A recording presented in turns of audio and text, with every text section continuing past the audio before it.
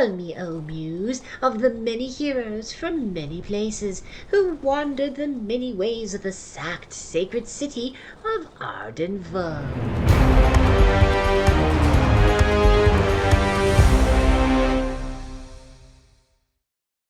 Welcome to the 39th expedition of the Arden Vulgaris campaign. It is the first of Lucrios.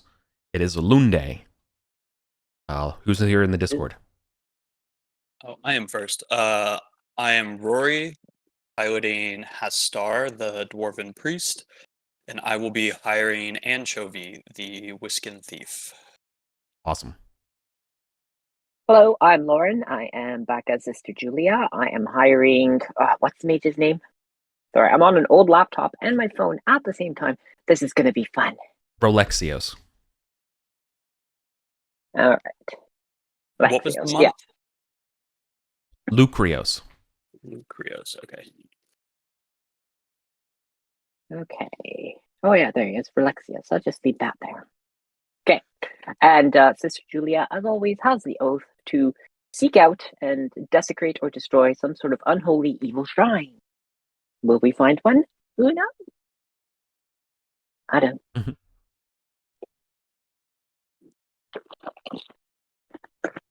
Okay. Oh, you heard that, right? Yeah. Okay, don't do that. Don't do that. All right, so what will be the plan starting off today? Well, we have a starting wax from Gosrick? tablet. Yeah. Are we starting in Gosrick? Okay. Yeah, yes, we are. Because we have the wax tablet. That details the fate of expeditions to Arden. And we would like to take that and leverage it to gain a foothold in Gosterwick. Yeah, perfect. Okay. Can you remind the class where this wax tablet was found in that stuff? Ah, yes. Before the Obsidian Gates, we found the statue of an Archon, and we managed to shift that. And there was a tomb below. There was a entombed body, and we found a number of different items under there. A fancy ornate gladius, a strange palm with an eye on it, and of course this wax tablet. And this. Never doubt it. Aha! Ah. Whoops! Did I just? My laptop just went out. No, I just joined. Oh, Baron. Yeah, Baron has just joined the game. Terribly sorry. I did not actually realize I was signed up for this session until just now.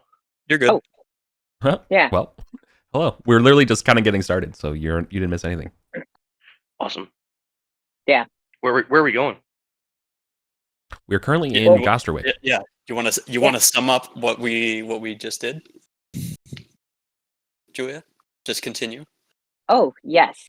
We're starting in Gosterwick because the wax tablet that we found under the statue of the Archon before the Obsidian Gates, way down the privy, way down the privy in that area. This is important information. It is probably worth 10,000 gold, but we've decided we're going to leverage that into gaining a foothold in Gosterwick to have a base of our own. Something we will share with the college that would probably want to have more artifacts turned into them. And so we will make an arrangement. That is our hope. Will it happen? We don't know. Wow. That's big. Mm-hmm. Can I not hire the Anchovy since Caius is here with the brothers? Yeah, for sure. Also, yeah, Viren, are you playing? You're playing Caius today? Yes. I'll go ahead and play Caius today. Okay. How many brothers should I bring? Like, what do we need? Bring at least Strom, because we want a thief to recon around the inn, if possible. Okay. Oh, actually, maybe, because they will recognize him as one of our cohorts. So maybe we should have Anchovy do it, because they're not really associated with us. It might be less suspicious. Okay. And then I can just bring the brothers if we're worried about like manpower. We don't know what we're doing after this, really. So. Okay.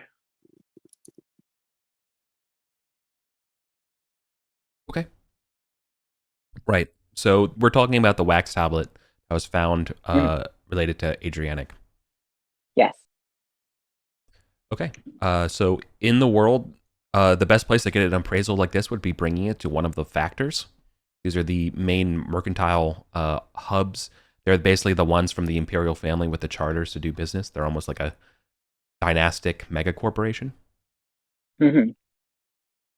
You know, they're your Fuggers, your Medici's. Mm-hmm. Ooh. Yeah. I think we let Caius do the talking, of course. Well, I'm wondering which one you want to bring it to, because there's So different ones. we've got Oh. the silent factor, which is, what are they? Which ones are which? There's the silent factor, the golden band, the prosperity factor, and the wisdom. Guessing silent is more thievery influence, golden band and prosperity are probably economics, and wisdom is the college's kind of historical research influence stuff. No, they all do everything as far as banking goes. This is a question of which one do you want to offer. The silent factor has access all the way back to the Imperial City. They've got the most like robust trade network, so they may be a little more expensive to deal with, but they probably ultimately have more volume potential if we're gonna find more stuff. I mean, that's based on the banking. The factors section of our player's guide doesn't have anything for the wisdom factor, Mm-hmm. or like what they do.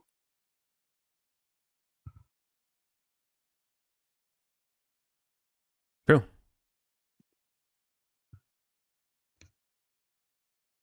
I mean, it can be a random choice if you want, but it could also be a strategic one. Because remember, what we know about this tablet is that it's extremely, extremely valuable, and it's a first-hand account of something that's been completely lost by the Imperium. Mm-hmm. So the entire Arcantian Empire has no... It would be the discoverers of that. I mean, not knowing anything about the wisdom factor, I would say since most of us are banking with the silent factor, it maybe Yeah, makes sense. if we're banking with them, then that's the one we should go with because there's already a relationship. Do that.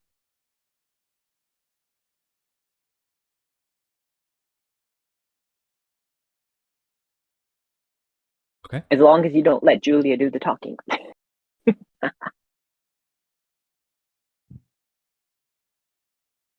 All right, so which one is it now? Feels like the silent factor. Yes. Okay, nice. Okay, so this is... So we're going to the silent factor. You're going to... Does anyone here have an account with them immediately? Yes. So they know who you Yes. are? Okay, great. Yeah, so they assume that you're looking to withdraw from your accounts today? Oh, actually, when you- Nastar does not have any banking. Does Caius have his banking? Yes. Caius Yes, has banking, right? Yeah, Caius has an account with the silent factor. Okay. Are you here to dispute your service charge today? Is that why?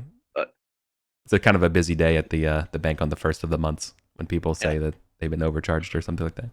But No. And then Caius just hands them the money for his service charge and just says, "I'm here for a completely different reason." Oh, what can we do you for? Do we? He'll just like turn to whoever has the tablet. Oh, Julia has the tablet. She's not the best with words, character-wise. Yeah, but he'll just like hold a hand out. Yeah, so I'll hand it to Cassis and I'll say, or to Caius and Calvis and I'll say, that's what we found.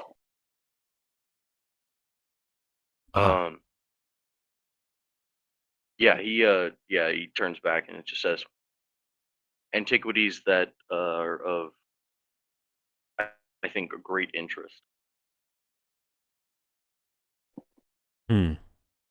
They say skeptically. So for the record, there is this looks like some like Dune Bene Gesserit stuff. Like the silent factor all wear like these like cowls and they don't really talk and they got like these things, but they have, I guess, like a couple people around them that are kind of acolytes who will talk for them. So they look over the wax tablet, praising its authenticity.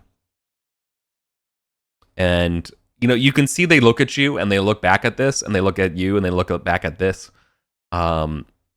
thinking that this has to be a scam, because how the hell would someone like you would have something like this? But they do that very politely, They're just like, sorry, we're just going to do a couple more checks. Would they not know? Would they not know that Caius is somebody who's actively delving Arden Vault? Yeah, but they would not expect a fine like this to come from somebody who. Your name is barely. Yeah, your name is in the top of the leaderboards of this Discord, but like not the leaderboards of Gosterwick by far. Right, so there's a sort of a question of like, okay, well, you're not like a warden, you're not really a known entity, you're not a known quantity here in town. Doesn't nobody get this? Yeah. But it's a good sign when they call their manager. You know what I mean? Yeah. About this find. And to make a long story short, they do verify the authenticity of this tablet. Now there's instead of just one manager, there's basically every single senior person here around with you is basically talking about this, or if they could talk. They're all definitely now have an interested stake. They'll stare at it intently. Yeah, but you can see that they all have an interested stake in the outcome of this. This is right. So their spokesperson will ask you what your intentions are for this, because they would say as an appraisal valued item, this is, if this tablet is correct, which we're still waiting for the last bit of the validity, but we know how that's going to go. They're willing to offer you 30,000 gold pieces deposited into one of your accounts. So if you don't have an account here, we would create one for you. We would actually that's like the to opening bid. Right. Caius is basically going to try and negotiate for maybe a little more value total, but not cash, and make it like we want backing for incorporation. Yeah. With a fine like this would be a significant collateral for that kind of, hey, we'll help you take care of this process, right? Right, which would then come out of the total sum. I am understanding our plan correctly, right? That is what we're trying to do. Yeah. Yes, that is absolutely I it. just wanted to make sure before Caius just went off and did some shit.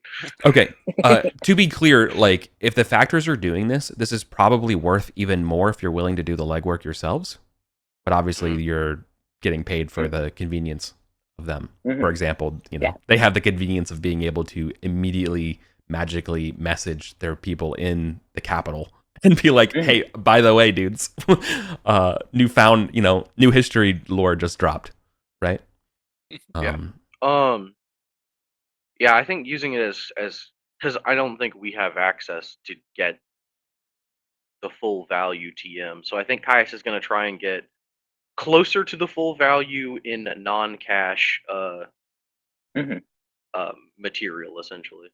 Yeah, you want to also pitch that we will continue bringing them any rarities and stuff that we find like this, as well as having all of our company members start banking with them, and if they could just drop the monthly fee.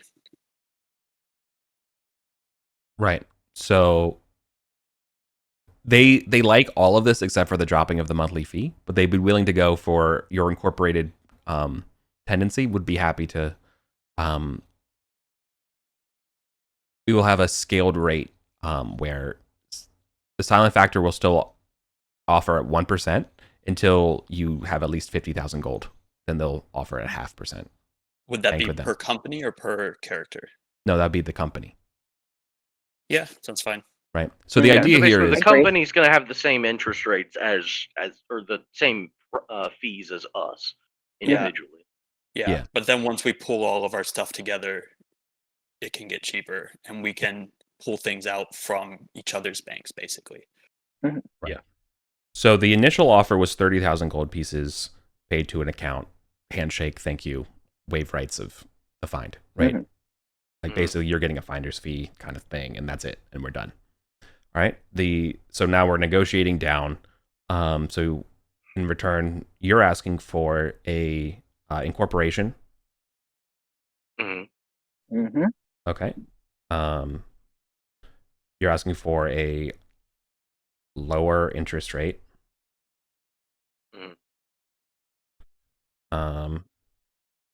On their side, and you're kind of already offering it, but exclusivity in banking, which makes sense. Is there anything else? Do you need land? Yes. I believe we need land as part of the incorporation. No, you can incorporate without land, but you just have no place to, to put anything. Oh, then yeah, we would need some land. Yeah, we would want. I think we just need storage mostly. Yeah. Well, yeah. So what that would look like would be the rarities. The silent factors vaults. So like when you don't have a place, it's basically like their PO box, right? Like so, if you had any sort of they would keep things on their premise. They would handle, So we'd all have that our kind of stuff. own shared vault. Correct. But we wouldn't have like land to set up mercs and set up all that Yeah, stuff. you wouldn't have a base or anything like that right now. If you wanted to, the silent factor would be willing to purchase land on your behalf. If that's what you're interested in, but that will certainly dig into the principle of, the $30,000 minus these fees, right? Yeah, it depends on how much startup cash we want. I think the land might be worth it, though. How much would it cost to get a plot of land? They would be, so incorporating would be 5,000 off of the principal. We're gonna ignore the interest rate stuff for the time being. Land would probably be another 10,000. So you're looking at $15,000 or 15,000 gold pieces as the final cash. So basically half the offer, but you get the land and stuff like that set up. And now that would be in the prosperity factor, or I keep saying prosperity, sorry, the silent factor's name.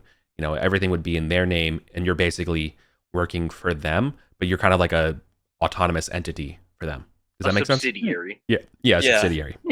I think that works, and then the 15 grand gives us a bit of cash to start building it up a bit. Yeah. Yeah. And so as far as as a bard. Oh, sorry. Go ahead. I was gonna say, and as far as the interest rates go, if you can get that $15,000 and build that to 50,000, they'd be willing to drop the percentage to half. Right, and then you have a new minimum balance of 50,000 for fees. But in return, they will waive any sort of costs or fees for like transport or caravan services and stuff like that for you. Yeah. So if you ever had to ship anything, like for example, you will probably in the next few days be getting wizards from the colleges directly messaging you and contacting you about this information. So they will probably ask you what the factors, like what should your response be, what should the factors' response be when inquiries from the College of Thoth and stuff like that are knocking on their door, asking who found this. They're geniuses. What should we do? Do you want to be anonymous? Do you want to? Do you have a designated person? Do you want somebody to handle that on our side? Do you want like account manager basically to individually handle your stuff here, or do you have somebody to do that? Maybe an account manager. Have them run any big decisions by us, and then once we've built up more of a secure base, we can kind of be known as the people. I think because the issue is I don't want them immediately knowing it's us and then go raid our little puny wood hut village. Well, yeah, they can't property rights exist outside of the silent factor. This is why it's so expensive, is that because then you have such whatever the word is. This is imperial incorporation. We essentially have legal protection for all this stuff. Yeah, So I think we Exactly. definitely don't want to be anonymous because we want people to know who the fuck we are because that's how Yes. we're gonna get Yeah. the forward mobility. Do they? All right. You know, Here's a question. Oh, go ahead. Sorry, quick question to interrupt you. Because when we're saying we're buying land, I wanted to be clear about something. You're buying you're getting a plot of land. Yeah, nothing on it. Sorry. And let me ask you two things. Actually, do you want them to be owning it, or do you want a site that's available that you will be renting, and you just have a rent? Do you want your company to own a plot of land and then you can build on it and stuff, or do you want to immediately have something that would be available in town? So if we rent, we can't build up anything. No, because you won't own it. The factors we won't wanna- own everything. Or do we want to just rent a warehouse basically that already? Yeah. Well, we have the vault, so I think we sorry, buy not the a warehouse, land. but some kind of I think buying land. Yeah, buy the Mhm. land. We can start Yes. building it up. We have the vault to keep everything secure Mm-hmm. until we build it up strong enough to Sure. guard it The way, ourselves. and the way the laws work, again, to be clear, is that when you say buy the land, it's you technically still won't own the land. To be very clear, your company will not own this land because none of you are citizens. It's illegal for you to own this land. But instead, the factors will own the land. You just won't charge you rent, and basically, it's like a subsidiary through here, right? Isn't Caius Imperialite? Isn't he a citizen? No, you're a citizen of the Empire. You're not a citizen of Gosterwick or Bedocaster, Okay. Oh. which is different. Yeah. Yeah. My citizenship card is not recognized out here. Yeah. The right to own land is not a citizen-wide right. Okay. Fear not, we will find more things and we will leverage more options later. It's easy. As for like any inquiries, I mean, if people are all right with it, like Caius is like, I've got experience in negotiating contracts. You know, I'm a mercenary captain. Mm-hmm. So if people potentially have work for us, he's like, we can put it in my name for now and let people sort it from there. Yeah. Sure.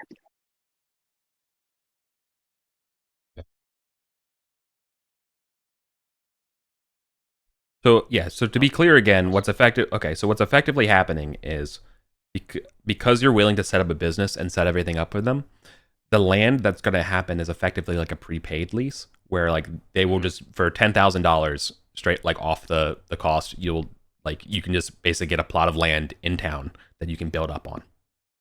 Yeah. Right? So nothing will exist there, which is fine because there's a lot of land here that doesn't exist. I don't really describe Gosterwick a lot, but as far as the town goes, there's actually these extra gatehouses that are outside of town because they're expecting and anticipating growing the town. Mm-hmm.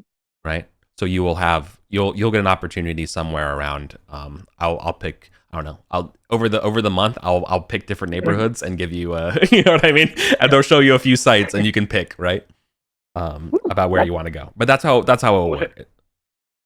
Whatever's close to the north gate. Yeah. Mm-hmm. We want to be near the stairs. Yes, near the action.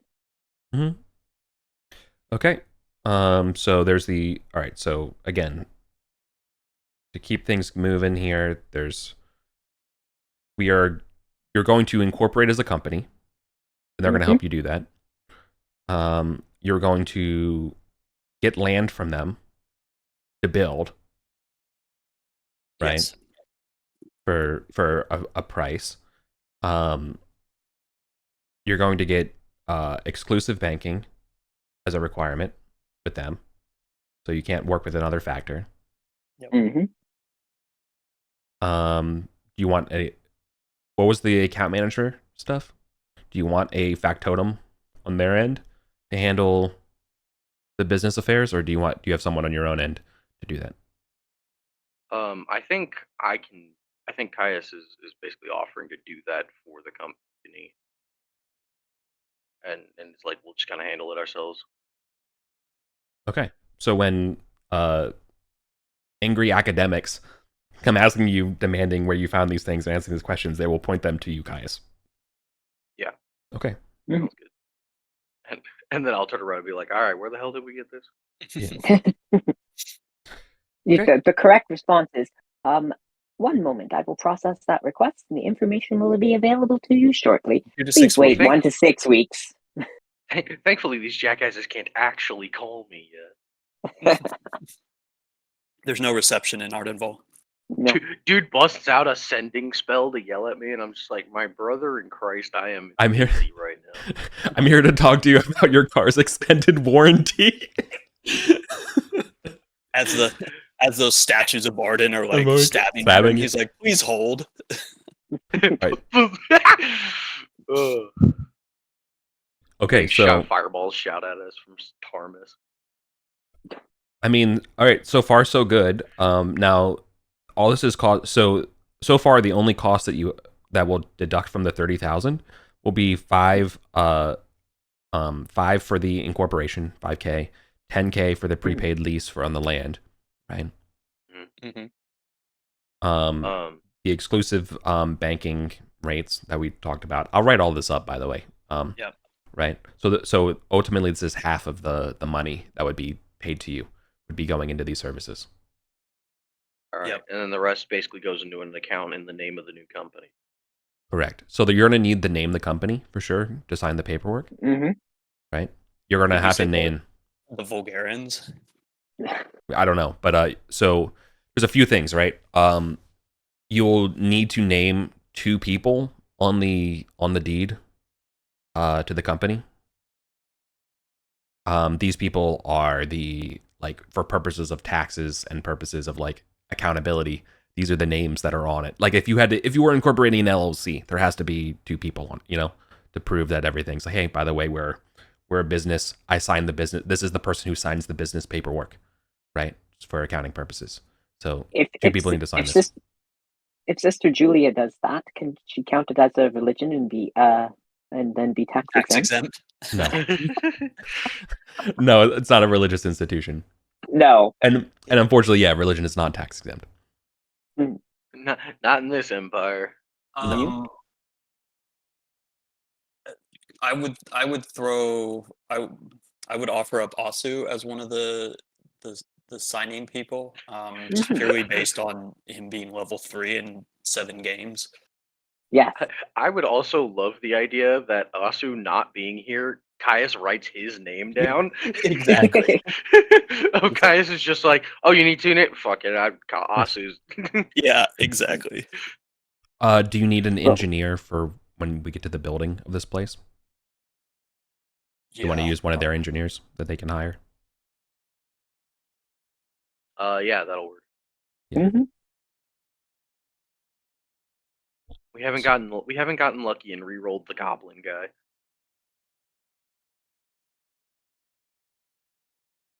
Okay. The idea here is the engineer they'll hire, it will be 500 out of the fee, but they're with you for the project.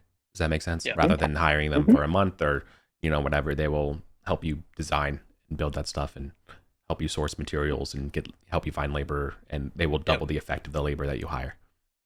That's fine. Good. Okay, cool. All right, so out of the 30,000 initial, 15,000, so 15,500 is coming out of that total, which means 14,500 is going into your company's bank account. Yep. And that 14.5 is what we have in order to build and get our startup. Now, and now also again to be completely clear, what you're also signing over and why you're getting this money is you are releasing the rights to the claim of this document, and that this will be purview of the silent factor. Now they'll say that you found it and like that's like that, but you do not own it. You don't, you know what I mean? So when all the paperwork and research things get documented, your name will not be there. It will be, the attribution would be, this is this is on loan. When this is put in the museums, it says on loan by the silent factor, right? It does not say you. Hey, as long as it says our name was the one that found it. Yeah, exactly. They'll say the name of your company is the group that found this that found this thing. Yeah. Yeah, maybe eventually once we're bigger, we can hoard our own stuff at our base. We can loan that out to the museums and things. Sure, but again, as Caius was pointing out is that your company right now, the reason why these rates are good and stuff like that is that you are a subsidiary of the Silent Factor. Yep. You are their lapdog.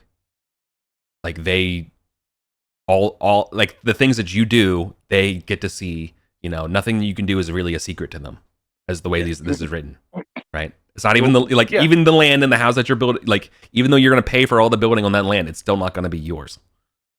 Is that clear? But also, yeah, I think the main thing is that Caius just is making sure that we're getting good like possible loan rates if we need money for something. Yeah.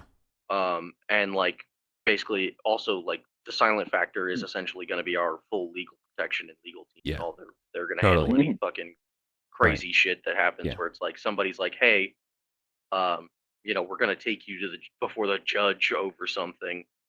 They will afford you. Oh, 100%. All that. 100%. Yeah, that, like exactly. Business. You're paying for the business legal protection and shield of them as well, right? You're under their umbrella.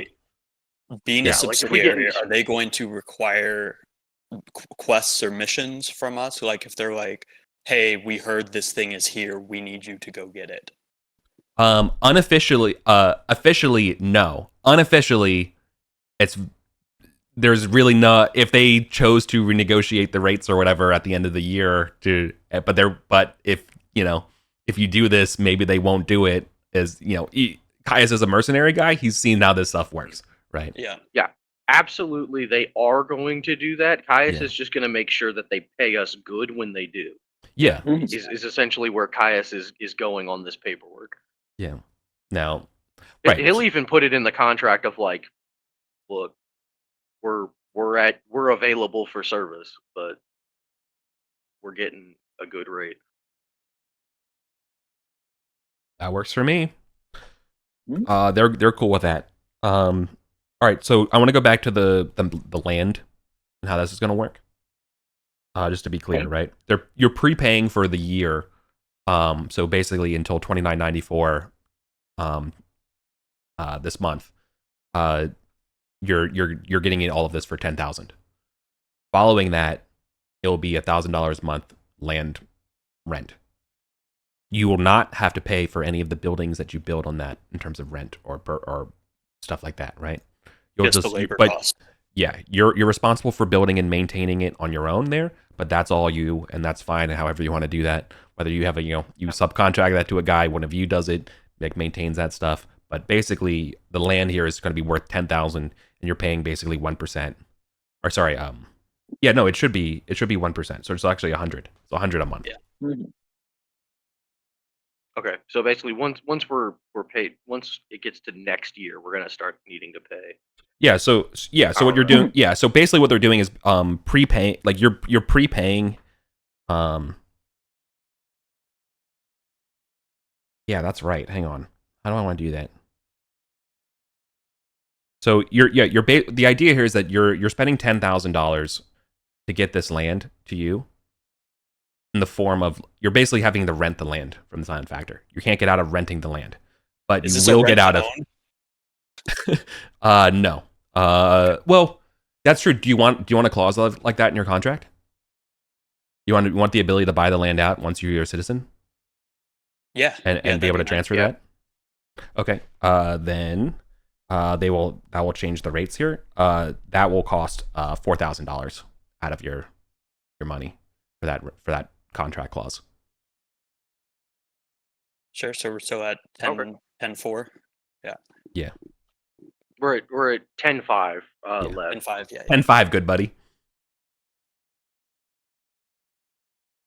I'm gonna go back to what I said. So it's not 1%; it will be 10%. So it's 10,000 gold pieces for the year.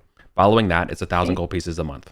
But you have the opportunity of buying out the land in full, and I think at that time, they say you will buy the land out at full at market price. So whatever the rate of land is a year from now, that's what you're gonna have to pay. And would any of the rent would not be considered into that, correct? Correct. Yeah. That's for the value of the land right now. They're saying you're getting the land as a value right now for a year in a growing town. Sorry, And this is when like we- hella boring, but also this is like hella like No, business. this is Yeah. This is like when we buy it Sorry. later, You it's have still yeah. the current market price of just the land. Yeah, not welcome to No, but just to be clear, not additional value from us building up fortifications and everything like that. correct. Just strictly the value of the land. Yeah, that is what that you're sounds buying right. from, right? Yeah. So That's whatever the value of the land is, you can build whatever you want on that land, commercially speaking. I mean, you can't, as long as you're also following the laws of the, you Yeah. can't build like a giant demonic summoning. I don't think Lady Alexia would let you do that, but like in general, you can. It's yours. Yeah. Right. this is our bomb storage pit. Yeah. Right. Um, But yeah. Look, like, and to the silent factor, this is a pretty like relatively equal risk because first off, you're giving them a tremendous fine. Now for the rest of history, they're gonna be, great prestige. Second of all, though, like if you go belly up, they just take everything that you own asset wise of your company and they just get a new spot and they just give it to someone else, So like either way, this works for them. Like I'm trying to describe this cynically of like why they're agreeing, and so you also understand the consequences about like what would happen if this would fail. Yeah. Right. What's the terms for missed payments before repossession? Right. I think the terms are if you miss 1 month, it will go into litigation. It will go into litigation. Okay. Then whatever the Thesmothete says. So don't miss a month. So we just need to make sure we have Keep in mind, 6 months. our credit is really bad. Yeah, we Yeah. got to make sure we got like 6 months of taxes in the vault at all times, basically. Yeah. Yes. Yeah, that's No. that's fine, I guess. Yeah. Now the silent factor again, like I have to come up with what the details of their legal shield is, but I imagine it's pretty favorable for you as far as when it comes with regards to other entities trying to mess with your shit. Right. Yeah. If we get into a beef with the Azure Shield, benefit here is that the silent factor is going to bat Yeah. in front Legally of, in town. front of in front of Yeah. all the council stuff. Yeah. Do you all want do you want a resurrection insurance plan? That's a Ooh. thing in this setting. Yeah. I thought people when people were dead, they were just dead. No? Oh. What's the cost on that? The cost for that would be it's $500 a month. But from then on it's 1,000 gold for resurrecting somebody per resurrection. That's not too bad. Yeah. It's basically And it half covers the whole, material. It covers the whole party. No, I think it covers it's like a redeemable one a month kind of situation at that rate. But it's like 500. okay, it's now I'm 500 talking a about like month. health insurance benefits. So like hang on. Yeah, but it's 500 a month for the whole party, and we can use one resurrection. Yeah, it's for the company, right? So it's 500 for that. It would be 2,000 for 5. So it's 500 for 1. It's 2,000 for 5 a month.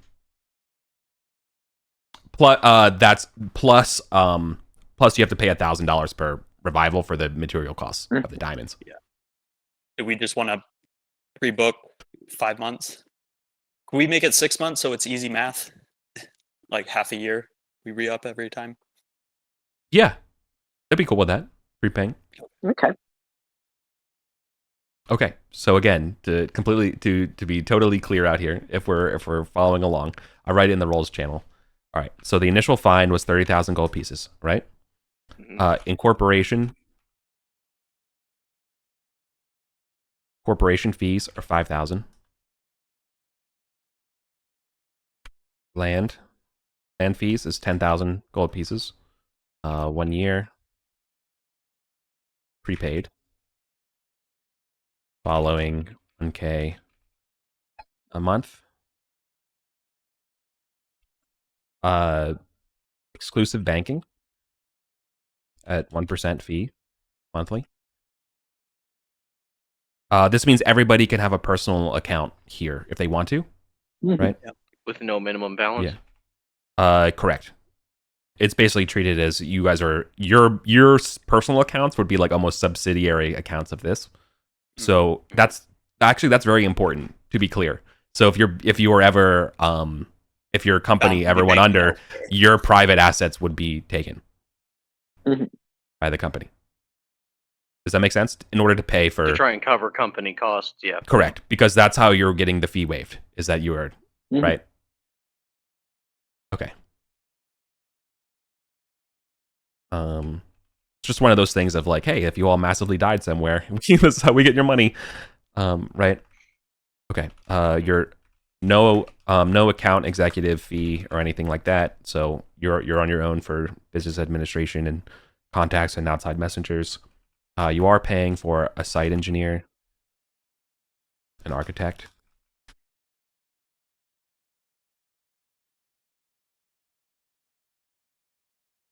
And then you're also going to pay for what's it called? Resurrection, yeah. Right. All right, and what was the resurrection plan that you were going for? 6 months prepaid 500. Yeah. Right. instead of 5 months. Yeah. And I guess it's one resurrection a month. Right. Mm-hmm. So that's 3K. Yep. So But that there was a discount for purchasing more. yeah, Wasn't there? that's fair. Yeah, I'd be willing to say it's 2.5K Yeah. for prepaying. Oh yeah. We have Bard negotiation bonus, so we can do all kinds of stuff. And basically all of this stuff we're just taking off of the 30 GP right Yeah. now. So Right. So 30,000 minus 5,000 minus 10,000 minus 500 minus 2.5 or 2,500. So that's what's the total? 30,000 minus 5,000 20, minus 10,000. So that would be 22.5 total.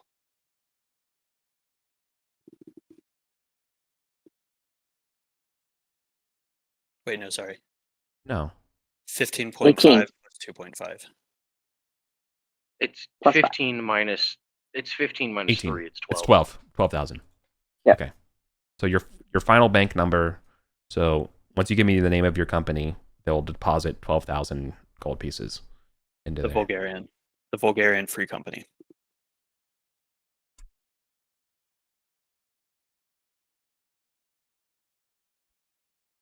Yeah, sure. Bulgarian Free Company. I like that.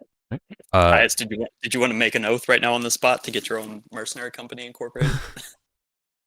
I mean, Yeah. it does seem it does seem premature to make an oath as you're already doing the thing. Mm-hmm. business. Yeah, I figured business. that would be like oath 4 or 5 for Asu. So But no, incorporating. I don't know. Do we think incorporating a free company is a worthy third oath? I would say probably 4th or 5th. Like, how do you go up after that? Because that's a huge monetary investment. You need some political out or something like. Yeah. All right. I mean, we done it. Too early. Mhm. Too good. Oh well. Now we can play the building minigame. I know. All right. So the Vulgarian Free Company. Who are the two signatories on the company LLC? Caius writes down his own name and then also Asu Milites. They look at each other. Bone soldier? Why is bone soldier? What? Soldier? Like it, as far as the Empire's concerned, that is technically his legal name. Mm-hmm. So I guarantee it's not what his mother called him. Okay. These damn dwarves moving in and taking all our good land. All right. I will over the break, I will write up an actual contract, outlining that stuff for you all. And then I'll send it over, and you get an email from DocuSign. How big is the land? I have to give you a few sites. Okay. For options. Yeah, we can do that later. But yeah, welcome to business. Say business.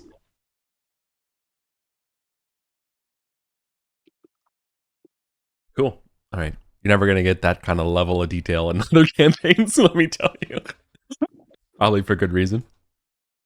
I just find it very funny that we've named our company presumably after Arden Vul, but because Yeah. it just is your last name.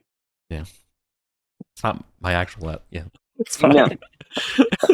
That's just the best part. Okay. Look. Cool. All right. Well, congratulations. Obviously, that's not XP. Mm-mm. Yeah, because I think we already That's got not why the we XP did it. when we Yeah. found it.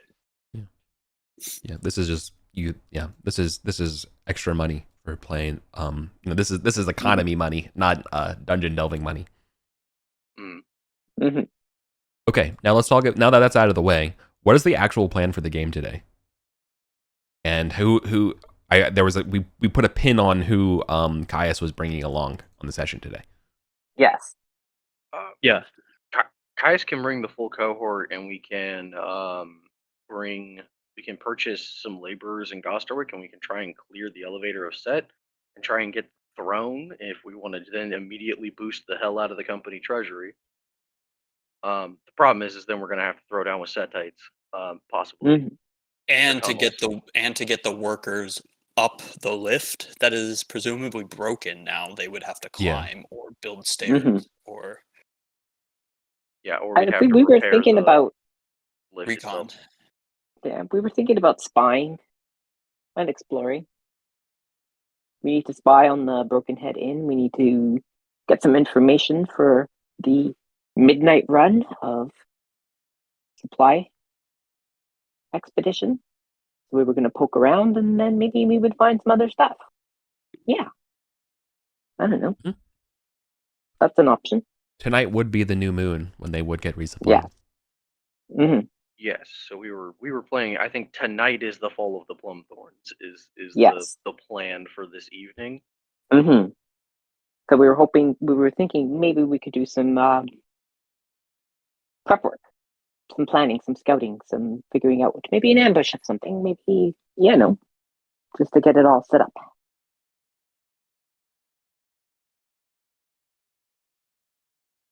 Yeah. Or there's something on the map that looks like a temple that's not too far from, once we get to the top of the stairs and enter. But that's not important for today.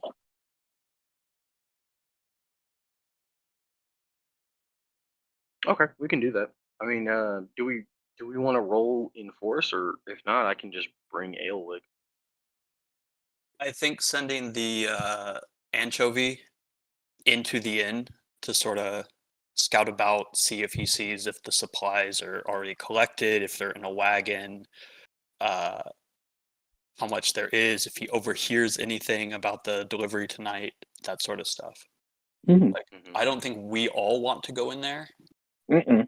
Like maybe we hang outside the southern entrance and just kind of hide out. But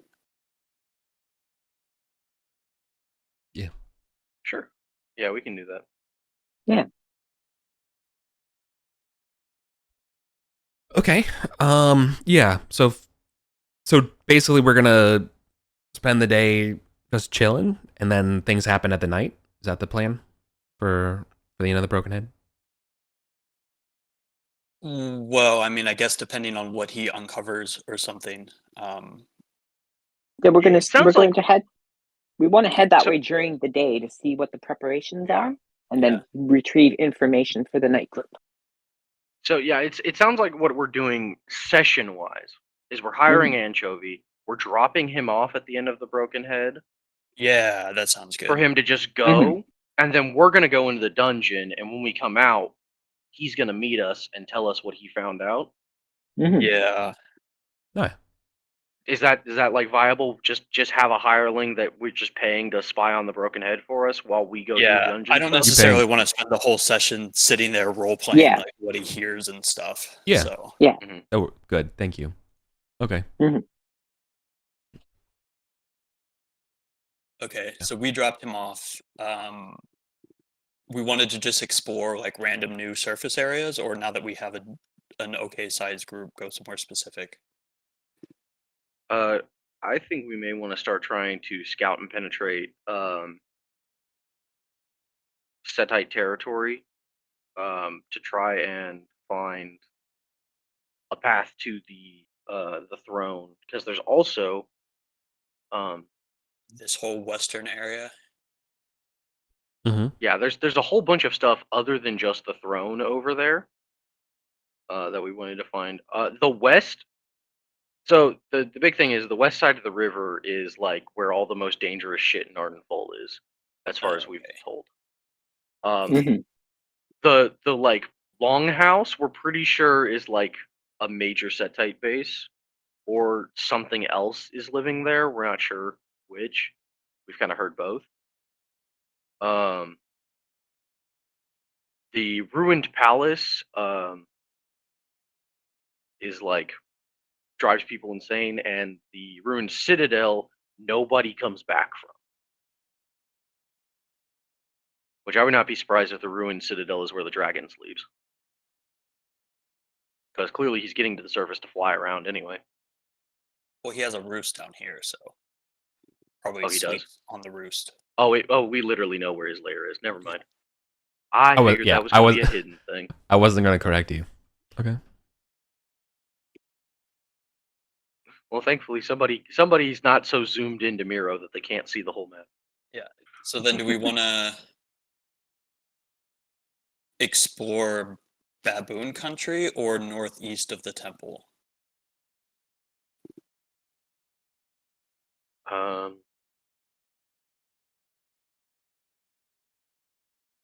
I think it may be a good idea to go back through Goblin territory to the path that goes down. Oh, he rather than the mapped one that that goes out. to the. He mapped that out for us. Where Where is it? Oh, it's over here. So basically, Are you talking about the residence cellar and the gas? no. He's talking about the halls of the Goblin King, the lizard lair.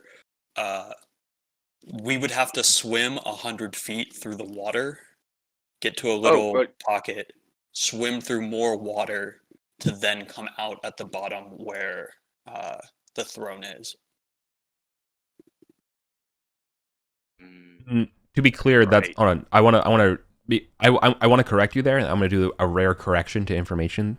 Is that the only part that you heard that was swimming was that 100 feet of current at the Okay. start. Mhm. Yeah. Everything else is on land.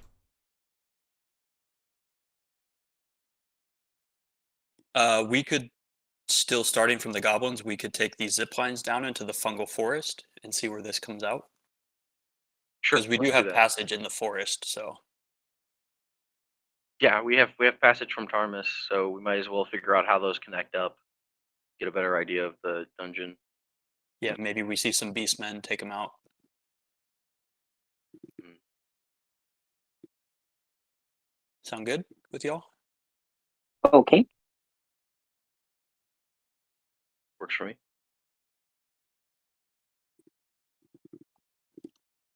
So yeah, let's head that way.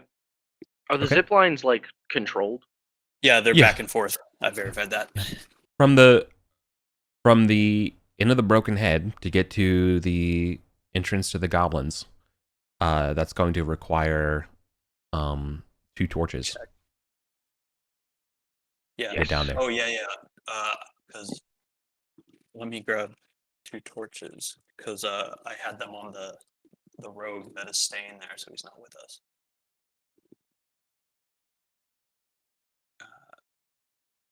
Can I retcon that I deposited the white glass tile while we were in Gosterwick with the bank? Yeah, that works for me. Now that I'm actually looking at my character sheet. And we can now actually share items and stuff. Yeah, that's a big one. Mm-hmm.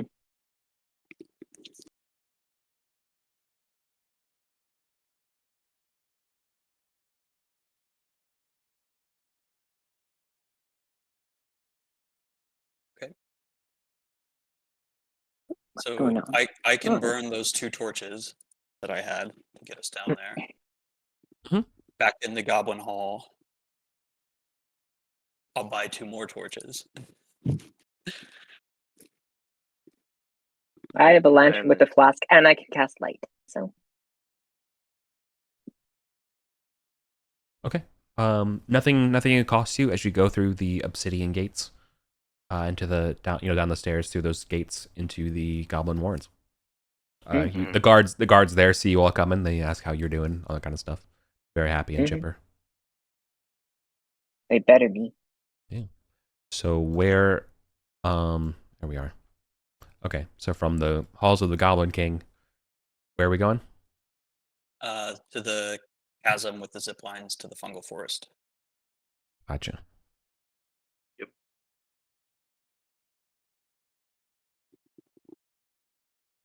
Okay.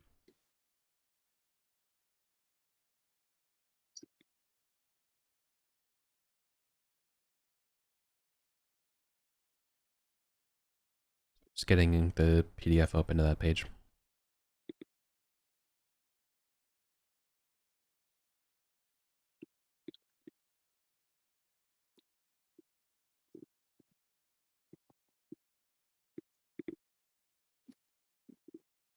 Oh, the Uh-huh. and it's actually good that we're in the fungal forest. The Knights of the Azure Shield were actually offering money for us to try and negotiate with Tarmus.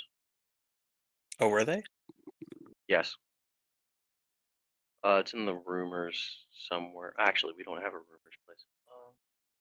But it I have was- it in that shared one. If you want to add it there.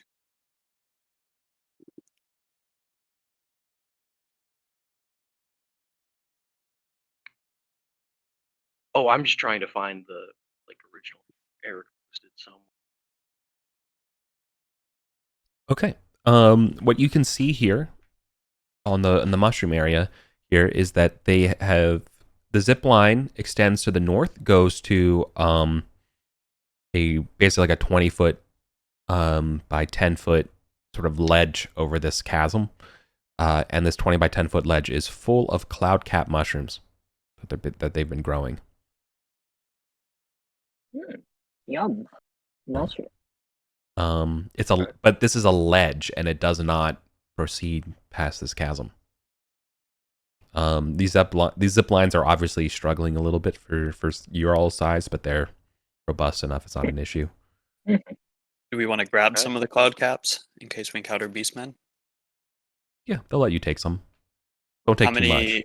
are they gem sized? Like No, they're slot size. The mushrooms that grow are always a slot. They're big boys. I have 1 cloud cap.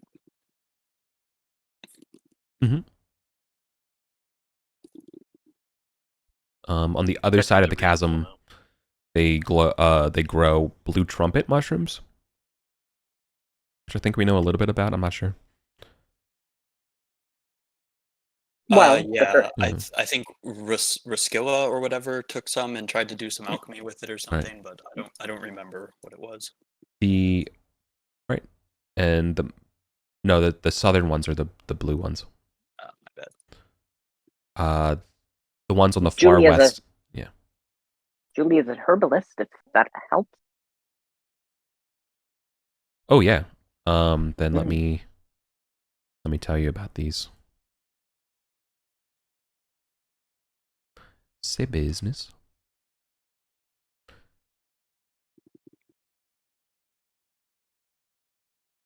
One second, let me get to it.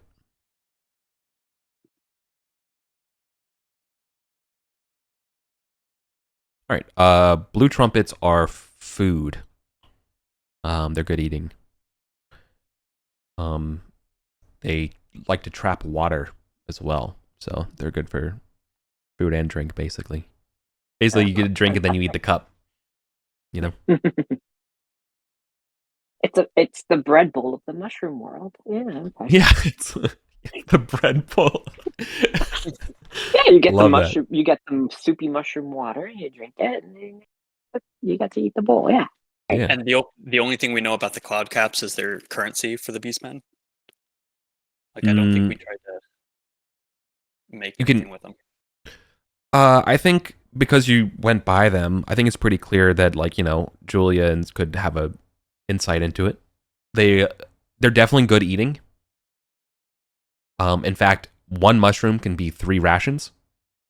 Ooh.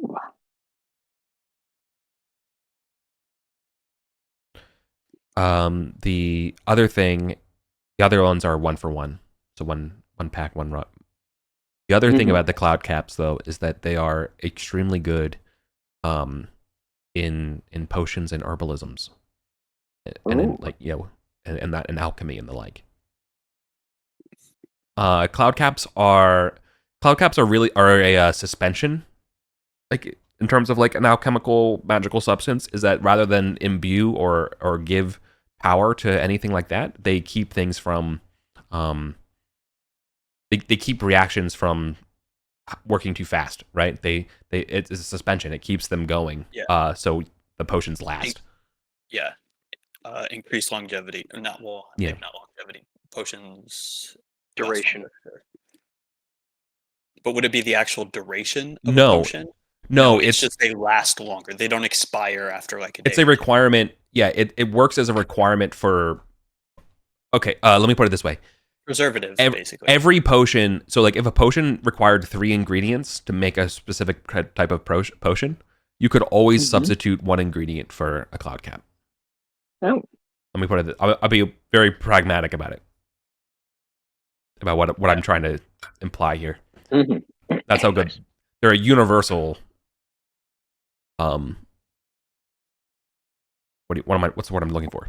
A universal substitution. Yeah. For all potions. Yeah. Nice. So are we taking some? I took 1, but I mean, we don't have an alchemy lab or anything. I was just kind of using it as potential currency if we encounter beastmen. Okay, we'll just leave it at that. Good to know for our farm that we're going to start up. Okay. As you get to the fungal forest ledge here, this one has white bulb mushrooms. And the thing about these is that these are poisonous. Well, might cut out a bit for me. Poisonous.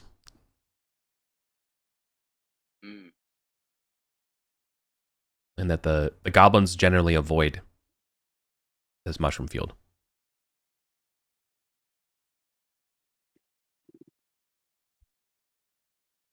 Now, the good news, though, as well, is that these mushrooms are not nearly as tall as the fungal forest parts that you've seen. The bad news for that, though, is as you get over here to this mushroom ledge, there's no forest beyond 40 feet to the west. It's the end of the chasm. Okay. So this chasm doesn't really go anywhere, it seems like. Nope. Now you find out. Alright, well, we know. Yeah, this is where the golems are farming stuff. Now, there is the hole right here. See how far this goes down, you know?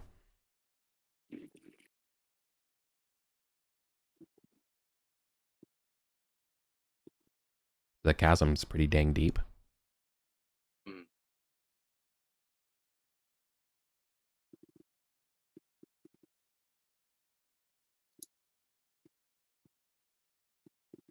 Okay. Yeah. If you're ever considering going down there, the goblins would warn you that there's definitely lizards down there. In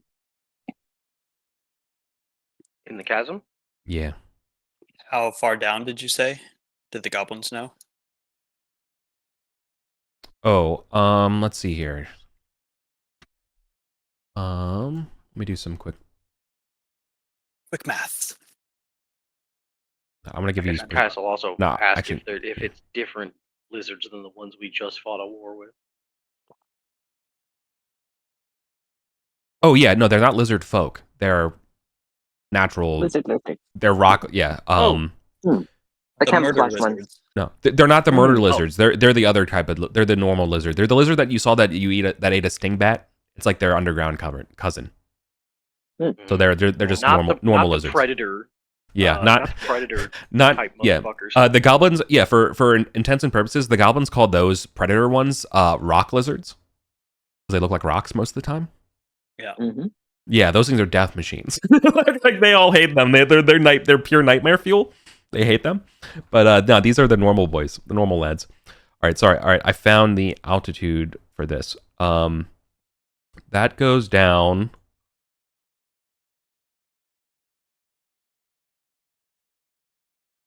So that's 5. Oh, it's at least a 500-foot drop. Cool. Is fly a Uh, spell in this? Yeah. Okay, so eventually we might have better transport vertically. Yeah. Always just taking potions of featherfall, Yeah. Mm-hmm. but then you can't get out, I guess. And then we're trapped. Yeah, I suppose. So hopefully, wherever it ends up, you can get around. But yeah, no, the goblins have no idea what's on the bottom. They just know that, like, about as they go down, they get into lizards love living on the walls and stuff down there. They don't. Well, shit. I mean, do we want to keep exploring the goblin halls? Like, there's pathways we haven't been to. Pathways Or- out of here. Yeah, I can tell you the goblin halls here for exploration. There's no adventure. Okay. Oh, so like all of these passages off the main hall don't actually go anywhere as far as in the dungeon. I think so. Hang on. I mean, because you would Yeah. know that. I'll give that to you for free. Yeah, because Yeah. we've been in here. Could you just map this out for us? Yeah. Sorry. Hang on. This is. I'm assuming it's like the You're fine. quarters we stayed at, like Mm-hmm. Yeah. So this room, is. common area, Yeah. or something like that. Well, also to be clear, where you're at right now, you're on the lower floor of a larger. Yeah. Complex. So I can give you the upper complex as well. No. So let me. All right. I won't map it all out for you, but obviously there's like the Goblin Court and stuff, right? Mhm. There is on the northern side. There is one of those square stone rings here in the Goblin Warrens. If you know what I mean, if you're picking up what I'm putting down. The Mhm. teleportation. Oh, Six like the teleportation stones. pad? Yeah, Oh, yeah. There's one of those. Like in here. In the No. I'm background? just flagging. Oh, stuff yeah, that stuff you that can get around exists to. here. Okay. Yeah. Just you can make these as sort of like nodes on this map for the time being, and then I will flesh it out later. But in terms of like actionable things that might be interesting, let me get you some of them.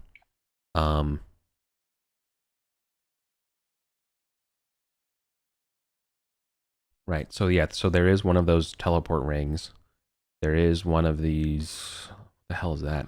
All right, hang on. The heck? Are you smoking, Richard Barton? What is this? Oh, okay. I don't have to worry about that. That's just goblin shaman stuff. Don't have to worry about that. Cool. Oh, the obvious egress point of here on this level, I should say, is there is a huge staircase at this arrow point. This is a massive staircase leading down. They say this is the way down to the arena. Oh. This Okay. this directly connects to the arena. In fact, I think someone asked, would you get to the throne? Yeah. This arrow is the start of that path. This arrow I was about to say, they would tell you where this goes out, actually, because I think you've seen it Because like before. when we were coming from the arena, we saw that with all the over Goblin here, markings. with all the goblin graffiti and stuff like that. Yeah, Like yeah. here. Slopes up, goblin script on the walls. That's exactly where it comes out. So all you have to do is just cross the chasm, go up the rickety bridge, and then then Bob's your uncle. do we want to go? Well, there's some other things though. I didn't give you the full Okay. thing. Not saying don't go, but there are some other stuff. So I did. Totally fine. So obviously I described the lizard folk lair. We know that area. I'd also like to flag there is another group. There's another faction here in the Warrens that you've been hearing about. But they're kind of like quiet and off to the side. They don't really know what to do, or and the king doesn't really want to bother them too much. You've only heard them as the Priskins. Oh, these are the dudes that wanted to talk about that thing we've the Sortian eyes. But I guess none of us have those on us, so. Yeah, it actually. If I was clever and knew you were coming here, I probably would have come up with an idea. Let me see what they're like from that. Yeah, I mean, they would be very friendly, and they would love to know where you got the. Well, I guess you got those eyes from the lizard folk. They would know that, right? But they would love to know, you know, they want to learn whether or not you've used them, or like you know about them, or if you'd be willing to part with them for considerable coin. This would not be experience money, by the way. This is just this is economy money. Caius. I guess you were there. You used it, so we could all play this if you want. Caius. They could also give you a trade. They would be willing to trade you magic item for magic items as well. Well, he doesn't have them on him, so. That's fair. I can't trade Sorcean Eyes. No, I don't think I would anyway. Tell the person. Flag that for another group that they would be willing to buy them from you. They would also be willing to trade. Offer a small selection of magic items that would be an equivalent trade. Okay. I put notes in here for later. Yeah. So. I would also like to point out something about the group here, the Priskians. You get the vibe that they want to buy them off of you because this is rare and obviously valuable, and they appreciate that. But second of all, they probably know more about these than you. That's also very clear. And then thirdly, there's probably a paternalistic / judgmental aspect to this where they don't trust you with them. Yeah. Yeah. But that's pretty reasonable. I don't know if I trust ourselves with it after. So I never really described the Priskins before, but the Priskins look like kind of like battle wizards. They're clearly, they wear like some of the Sorcian stuff, right? They don't necessarily have the old they all don't look like the busks of stuff of the Sorcian faces and things like that. They're an eclectic group, but they definitely seem to have they're obsessed with Sorcian relics and stuff like that. Cosplay nerds. Yeah. Is anyone like a historian, or like anyone have like advanced stuff for lore? I'm a bard. Oh yeah, of course. So Caius, you think you get the running theory of why they're called the Priskins is because that's the first name of the founder of the Sorcians, Priscus Polker, which I think everybody his name's in the notes. He's the dude who helped. He's like the Martin Luther of the Civil War. Got it. Okay. So he's the one who kicked off the Reformation. Yeah, he's the one who kind of kicked off. Well, he's one of the figureheads of the Sorcian versus Theosoph War. Yeah. Now, that's all I'll say about that. Yep.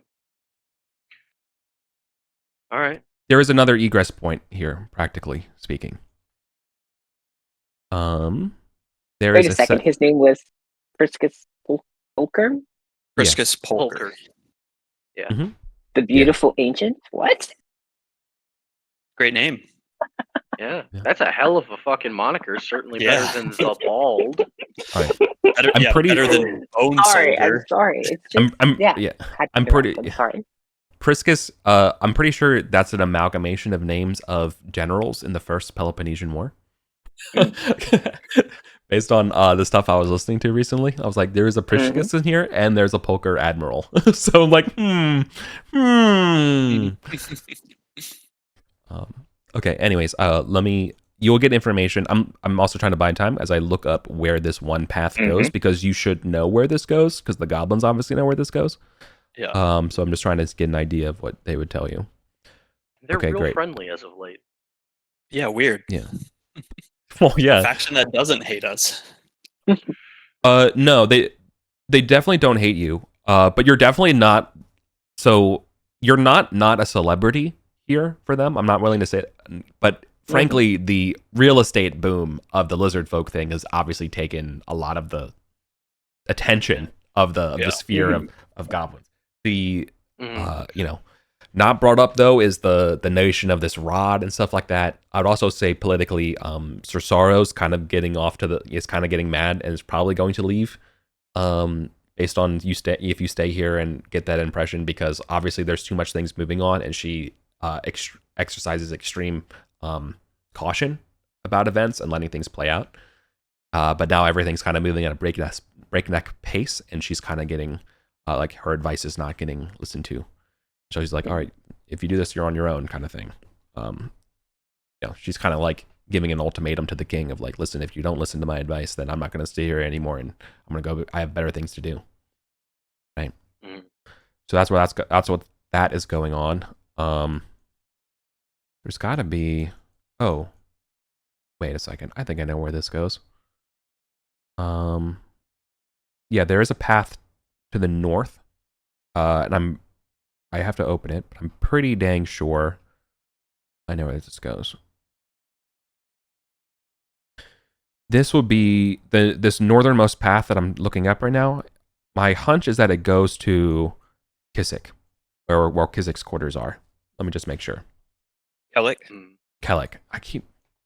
Yes, that is correct. Okay. This takes you down, if you recall, to Kellic and the bridge. Okay. This eastern arrow. No. No. There's a northern arrow. Let's say it's second floor up here.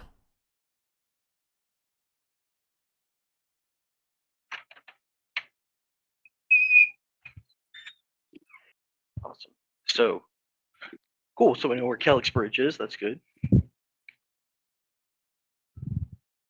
Well, yeah. Kellic is no longer commander down there. Or he still is de facto. Or sorry, he still is de jure, but de facto he's no longer the leader there. He's clearly getting rewarded and lauded and becoming he's clearly going to be the fief of the lizard folk area for the time being.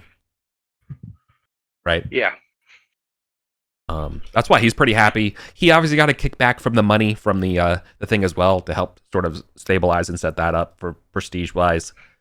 But anyways, yeah. There's some other goblin can take those positions, but he's also going to take sort of his best, leadership team with him on that new transition. Meaning, have the goblins cleared out this rubble to the west of the Obsidian Gate? No. They've started on the rubble, and it just seems like there's just more and more rubble. Okay. So nothing to do there. Nothing yet. Mm-hmm. Okay. Yeah, so to the north goes to the Sundered Span. Right? So that's where that outpost goes to. So those are the egress points from here. Okay. Well, shit, what do we do now? We can play again later. I think we try Find and the scout stairs, away. Beastman Caves to the forest? Or I think we try and scout away into Setai territory through the arena. Yes. Yeah, agreed. through the arena? Okay. Mm-hmm. All right. Time's gonna pass going down, but you can make it just fine. Yeah. So you mean the area here by the Womp Womp mouth and stuff? Mm-hmm. Because yeah, we didn't go up the north here. So We should. Yeah. So you're the way you have these things connected, right? The goblin stairs go to the goblin court at this X above you, right? Then you have to cross over the marketplace. Right? There is that teleportation ring there, and then you go up this chasm, right? So you could explore that. You can explore the chasm if you recall. Well, there is something on the other side of the chasm as well. But no one looked at it, and we continue to the. Otherwise, we go to the this forum, and we just go this way. But yeah, it will take you to the Wop Wop mouth. okay, so can we explore this north passage that we didn't check before we go to the Womp Womp? Sure, but I want to give you one additional piece of fact, because there's no way you would not have heard this at any point staying here or hanging out with the goblins or discussing this. Slavers are this way, for sure. The Guild of Service is somewhere up the Womp Womp weird face. Okay.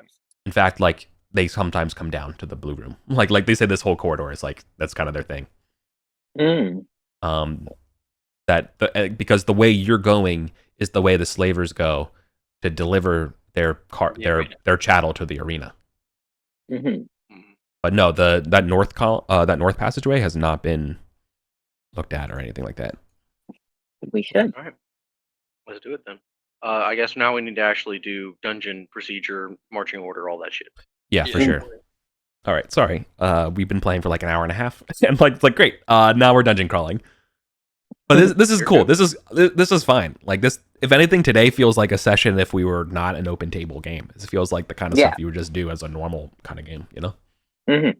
Yep. And I also always love a session that gets me to remember why I made Caius a bard and not a fighter. Yay. Battle bard. I mean, there you go. It's fine. It all worked. Love me some business, baby.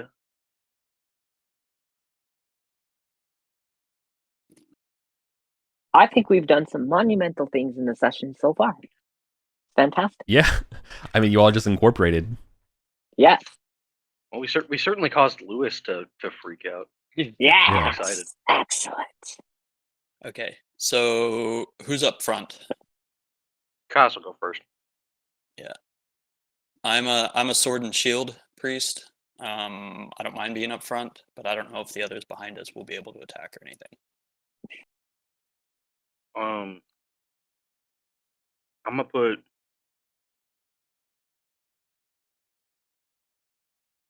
Actually, I guess we should have Drom go first because Drom's a thief. Okay. Check for traps. Caius will be right behind him. Sister be behind one of us. Rolex in the back. Is this a 2 wide corridor? Yeah. It's 10 Yeah. foot. Yeah. This is all 10 feet. Correct. Okay.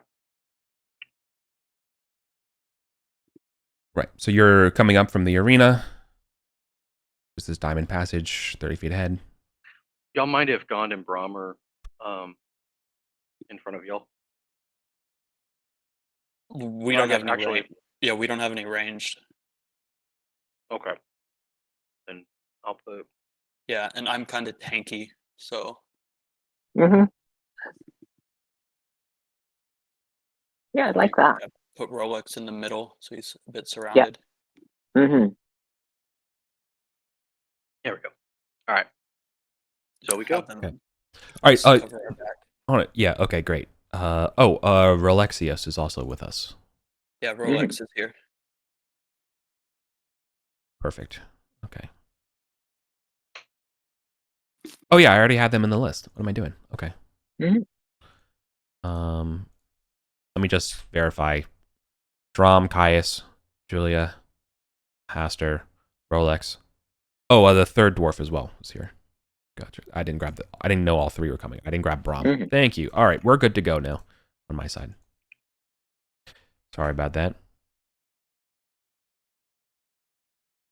We're rolling deep with dwarves. Yeah. Yeah. What's the light audit? You want to cast light, sister? I can cast light. Sure. What do I cast it on? What would we like? Drom's dagger, I guess. So we Okay. can shoot it and stuff. Sure. I'll do that. Sorry, I got to do all this on my phone because the laptop died. Brutal. All good. It's old. Happened. Yeah, Drom's got a hand axe you can cast it on. Okay. Sure, we'll do it that. And Gond will light a torch. Nice. So we have That two way lights. we got two. That way we got 2 deep light. This guy doesn't. No, I missed it by 1, so it doesn't work. We have no light spell today. I have a lantern though, so if anyone wants to Drom also Drom has Caius's lantern, so okay, it's fine. All right, well let's do that then. Yeah. And if in case there's any doubt or questions like this, I enforce that a light needs to be held. Yeah. Okay. Unless it's obviously cast on something, right? But like it needs for to be... the purpose of priest spells, to pay penance, Can you just do that here? Like it says tier 1 is 5 GP sacrifice. Could you just like toss 5 gold off the side of a cliff or something? No, it's got to be done in a temple. Okay. Yeah, it's got to be sacrificed to the god. Okay. Mhm. Makes sense. Okay, there's a 60-foot staircase to the north of you, ascending. Or is that stairs going up? That's 60 feet. Yeah, but we wanted to go the other direction. This Okay. unmarked area. Yeah, we're There gonna is a- check this north Right. passage here. This north passage, there is a 20-foot staircase going up. Then this corner spot is a, what do you call it? A flat, and then it goes up again. What do you call that? Not sub-level. Landing. Landing. Thank you. It's a landing. It's called a stair landing.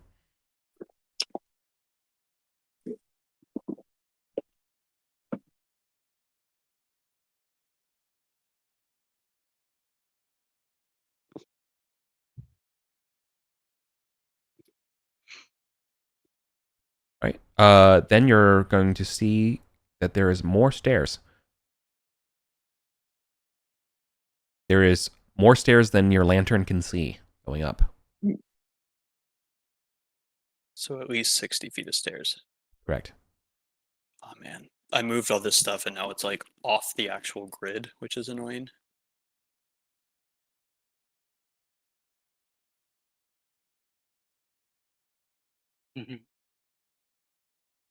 Someone else can fix it. It's fine. So to here.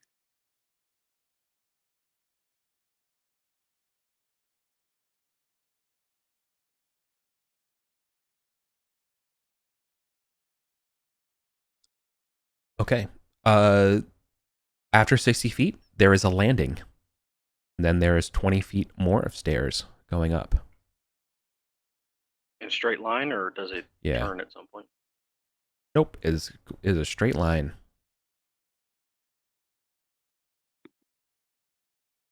All right, Drum. We got any secret doors here on the landing or anything, or are we just still good to go?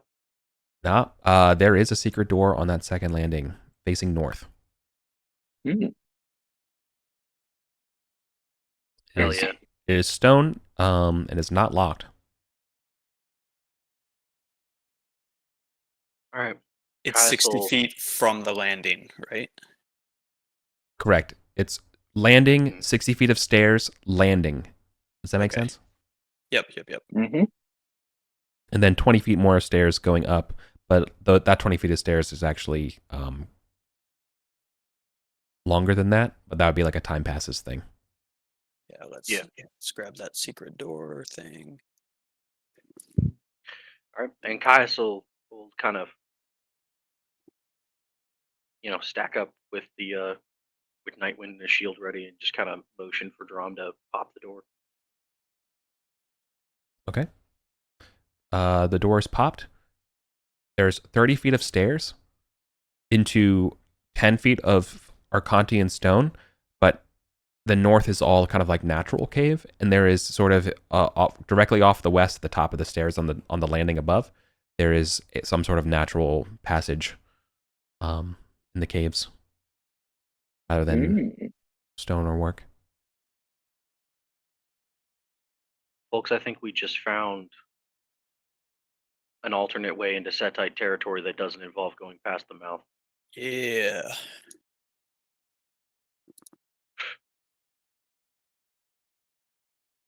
All right. Everybody, we're going to want to be very, very quiet. Mhm. We're hunting rabbit. Okay, yeah. So this looks like what you're creeping through here. You're going to go 10, 20, 30, 40, 50, but like at feet before it opens up into a chamber. But by 30 feet or so, I will describe to you what you see in this 10 by 20 chamber. I think we're in the dotted line, Rory. Yeah, we gotta move this down a bit. Oh man. Good thing I adjusted all of this earlier. I'm so glad there are people here who are good at Miro.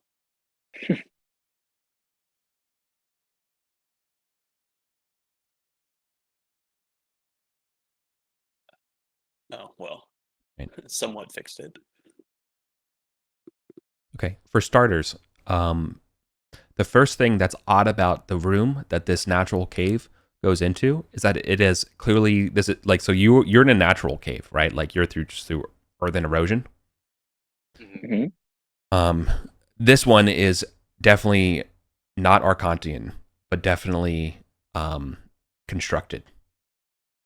The first point I would point out here is that there is no. This is like almost a circular room or like a rounded rectangle room. You're coming in on the very bottom 20 by 20 square of this room as you're approaching it. So you went right. The room would start here, right? And it's like this is what you kind of see, right? So this shit is broken. Like it's not, you go up the feet there, and then there's a sort of natural cave that connects. Sorry, actually, the natural cave. So when you say broken, does it mean that this corridor essentially caves in? Yeah, correct. It caves in ahead of you.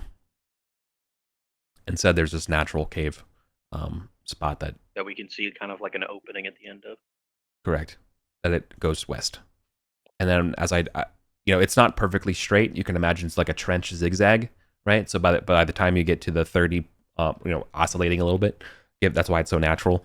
But like around the 30 feet or so, you can begin to see the inside of this other room, right? The inside of this room is made of white ceramic. And it's like a rounded room. Like there's no the corners and things like that. Are these a bunch of ceramic tiles like the disco room we saw? No, but it is it's not tiled. Okay. It's like one sheet. One solid piece of. It's like someone boiled this room so hot the walls baked. Melted. Yeah, that's a way of thinking about it. Like, are there any smells or anything in here? Yeah, there's a faint smell of ozone that Drum is picking up. Oh, that's magic. Are we in this corridor? I would assume, yes. Yeah. Okay. We had to crawl a bit. Yeah, so you're in that corridor, so then I would be willing to say that your light can see there's an ambient spill, that it's not a full solid line, and that there's the same sort of ceramic kind of stone that's going straight from here. Cool. Caius will All right. continue creeping forward. Okay. I need you. Can you roll a d6 for me? Absolutely. Yeah. 1. All right. Normally the way I do things here is that 6 is good for you and 1 is bad for you. That's usually. So I was asking for basically a die of fate to determine your fate here. Okay. Yeah. So that ozone that you were smelling. Caius, you were the first to cross as night spears ahead of you. So it will touch halfway in this room.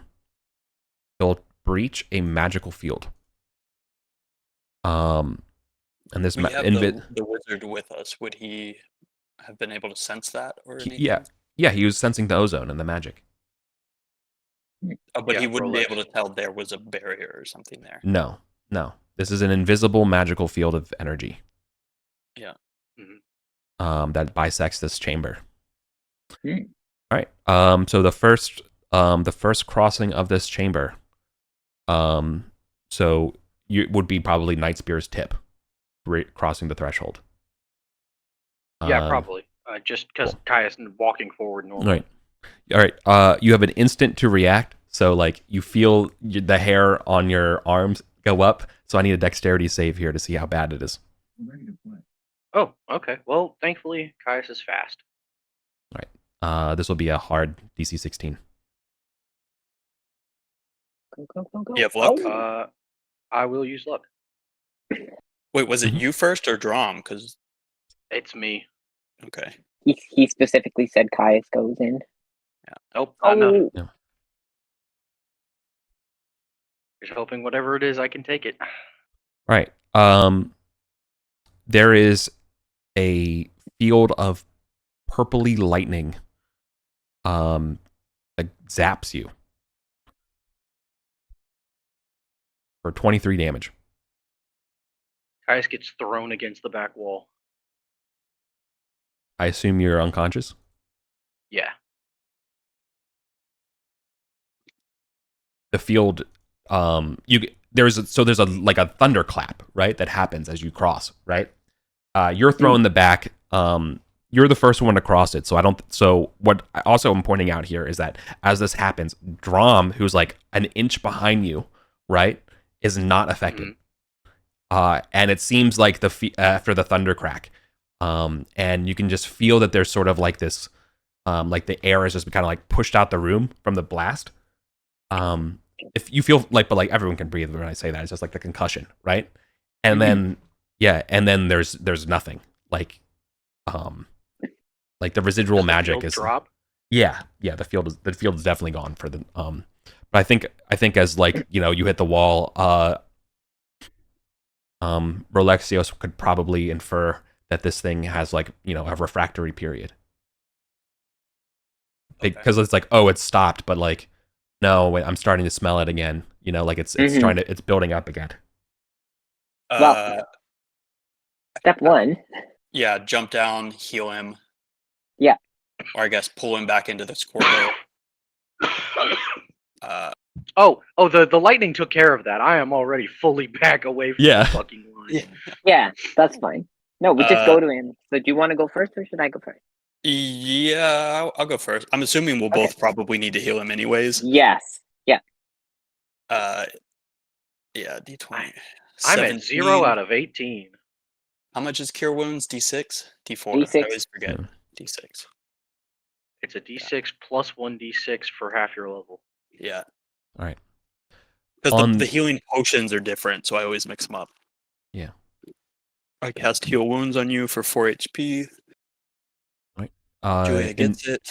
Enduring wound check. Yep. Hold on, I'm just seeing how much health I'm at. Oh, there you go. Oh, there you go. Damn, okay. I'm at 16 of 18. Holy shit. Yes. More than you started the session? Yeah. Blessings of Ardenia upon you. Your reward for being such a brave warrior. Oh. Okay. So definitely have to make an enduring wound roll. Yeah, D20. Nice. Oh, that's really good. I'm just fucking dude, Eric. I have failed 3 enduring wound checks. Every single one has been 19, has been like 18 or 19, because I have 3 scars now. You are the chosen. That's incredible. Yeah. Okay. Yeah. All right. So a few things as well. There. While you pull it back out, so while you take care of Caius, the field is charging up again. Does Rolexio give us a time? You have a time frame? Yeah. He'll say like, by my calculations, you have a minute, right? So you have like 3 rounds. And then be like, do you know if we can dispel this and come back out, or are we committed if we go forward? It's like, I have no idea, dude. I have no, dude. I just saw this thing. I don't know. It's building up again. He's like, I would need to study this. I have no idea. Caius just brings in like a fucking like hard breath all of a sudden as his heart restarts. Right. Do we want to push forward? And just says, find where the source is. And we go forward. Yeah, let's cross forward. Okay. Mm-hmm. Right. What is this here for? There's a wall there. Oh, we see a wall. Yeah, Drum will identify it's a secret door. Okay. In fact, you could probably see the like the outline of how to open it. Yeah, on this side. Mhm.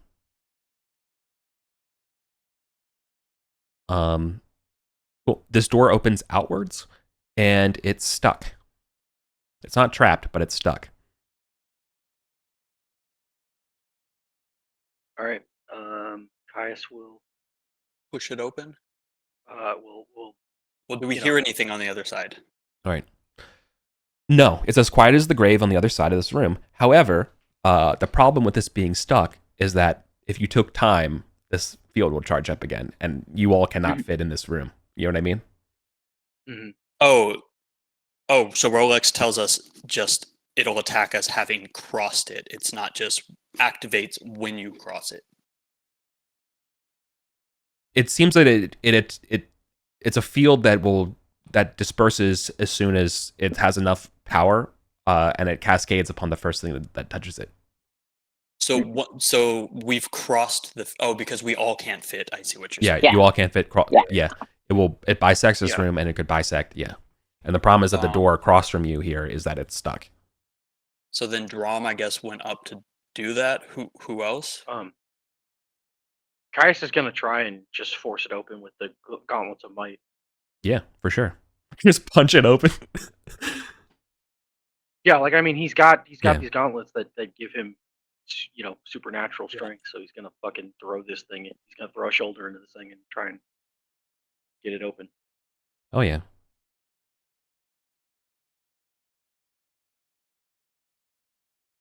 I also have a crowbar. Oh if well, that would yeah. help. Yeah, that'll give you advantage. Oh, I thought you said it was stuck on something on the other side. Yeah, but a crowbar, like you're forcing it open, is like the point. Oh, When I I- thought it when I- was like yeah. with. Yeah, I thought it was like when we had the body pinned against it that Yeah. you had to remove the thing. Well, you can't even get the door open, so whatever's blocking it. I see. Yeah. Okay. Well, Yeah. yeah, you're just gonna. Yeah. You guys were being 15 good careful enough to about get it whatever is open. behind that other door. Yeah, a Yeah. 15 is exactly what you needed. Awesome. All right.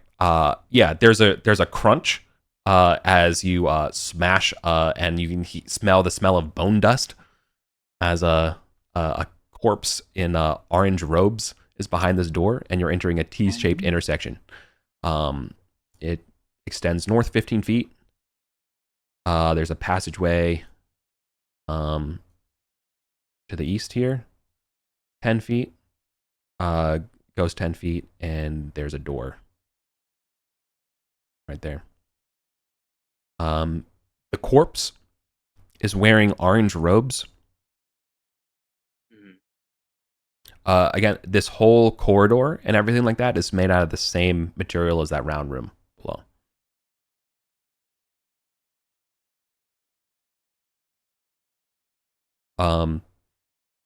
You also, as you go into this room, like right in the middle of the room here, as you go like near the corpse, you hit your shin on something in the middle of the room that's invisible. You have to like you play around with it, right? And it's like a end table sized invisible disc in front of you. Does Rolex have dispel magic? No. Well, he's in the other room though. Yeah, you can step over it or step on it if you wanted to, right? I'm gonna like step around it, yeah. Yeah, And then all right. try and get everybody. I'm just trying to get everybody into this area, and he's like pointing out the invisible. You're trying to Yeah, before it table. gets charged up again. Yeah. Yeah, Caius Right. and Drum are trying to get everybody in here before we like. Sure. Yeah. Don't worry about it. Everyone. Go. Okay. Yeah. Yeah. So we all push forward before it activates. Yep. Yeah. Okay.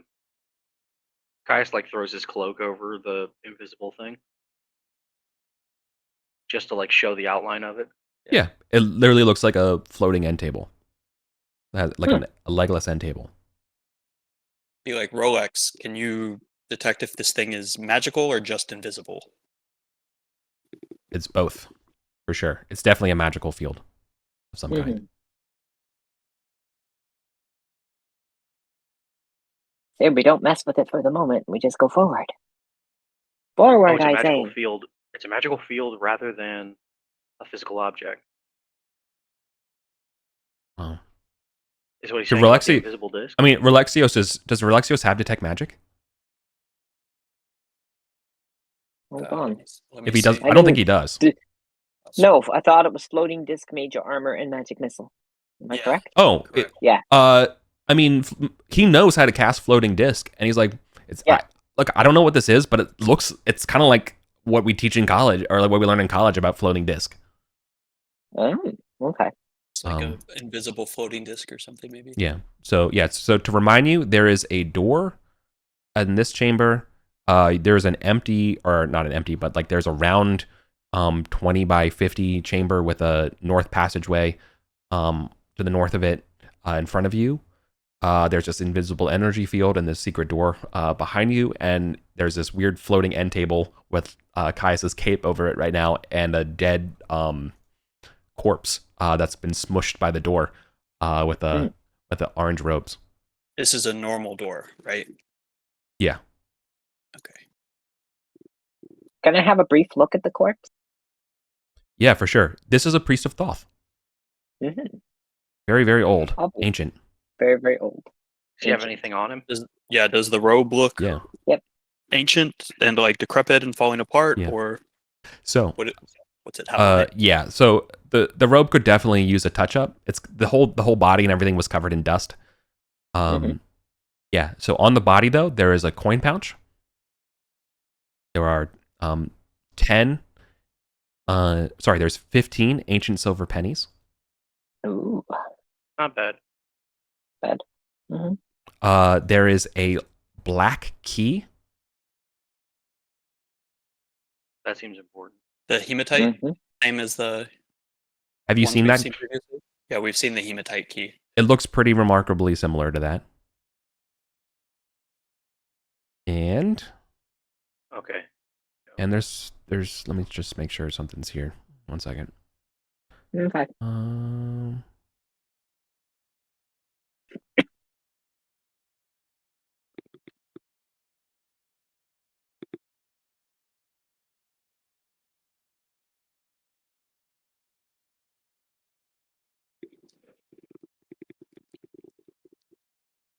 Okay. And there is a I guess what Rolexios would identify immediately as a like a not like a glass ball, like a prism. That's clearly magical. Okay.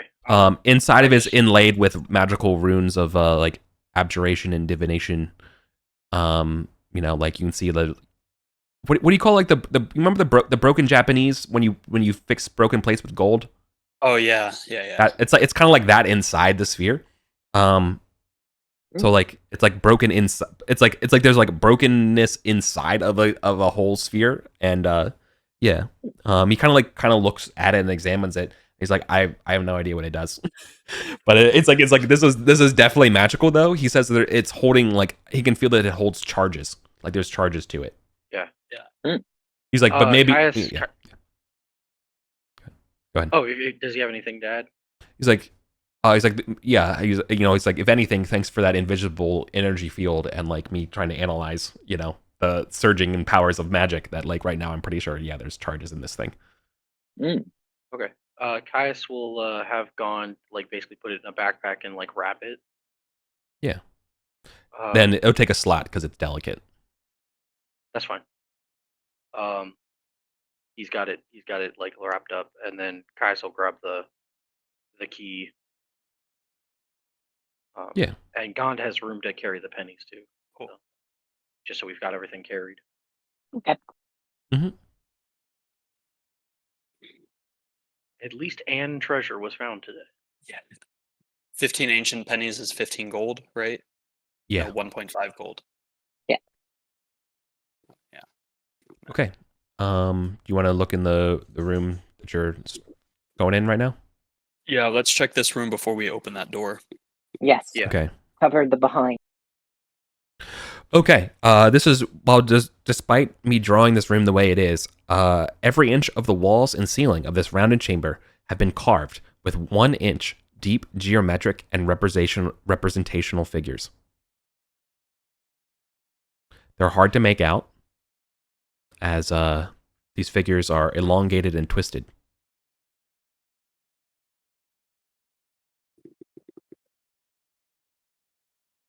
There are a few things you can take away from here, from these, from this semiotic lesson. Like there's symbols that are repeating, or at least so that it's worthy of remembering. Okay, there are lithe or thin-limbed bipedal shapes.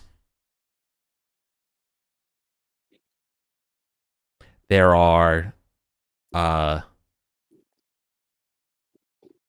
like some version, like some birdmen, for lack of a better term, like people with bird heads. The dudes with thin limbs, hoppers. We saw a hopper. There are like heavy, like if the lines are bolded, semiotically, bipeds. And then lastly, there's definitely some sort of like biped with heads of snakes.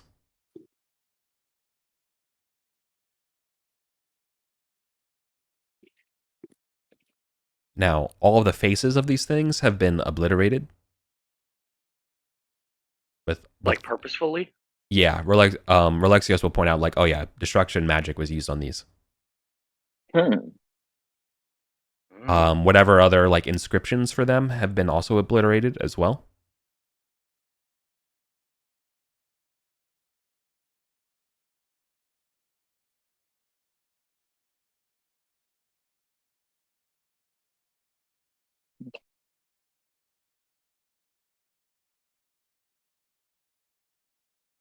Okay.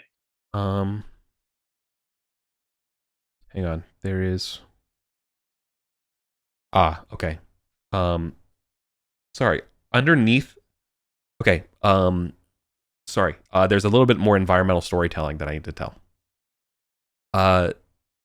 There is there is clearly some sort of in all these symbols and stuff like that on the eastern wall. There is like a 3 foot by 3 foot chunk that has been deliberately carved out and removed.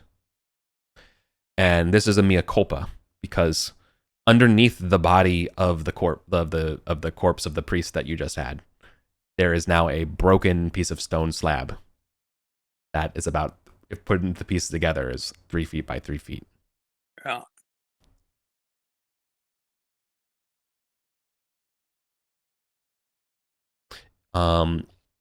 So some of it's been kind of crushed here, but you can certainly get some sort of symbol out of this thing still here.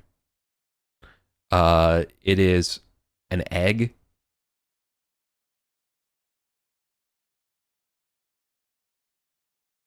Just an egg.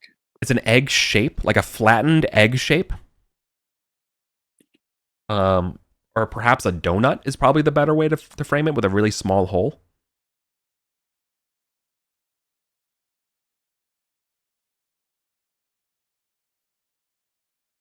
Okay. There were no faces or anything on that stone slab that were also destroyed. There are faces on the stone slab, but again, this is the part that's kind of broken, Yeah. But you can definitely pick out that there is those the big honky boys, the bold lined ones. You see their faces and you see their heads, and you see they have kind of conical heads. Yeah.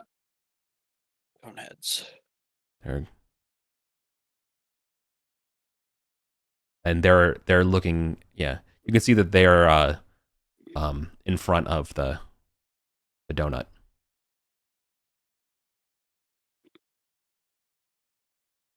Does Rolex sense magic from that?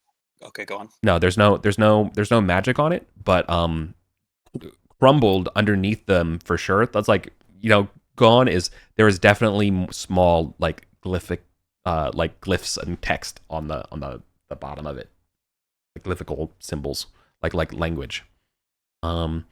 Where you've seen this language before would be you've seen it a little bit at the arena. So we think this might be like the old Yeah. one's language that we don't Yeah. know about. So you've seen what the troll language is. Yeah. This looks the troll language. It kind of it looks like it rhymes to this language. Like it looks like that's like the this looks very nice and this looks like the troll language looks relatively like straightforward and simpler. This looks like way more complex, but similar styles. Okay.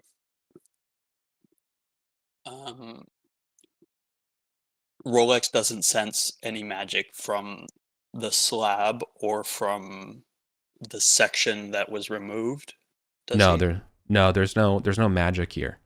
If we any, want to attempt to fit this back in there and just see if anything happens then? Might as well. the pieces. Yeah. Yeah. Yeah.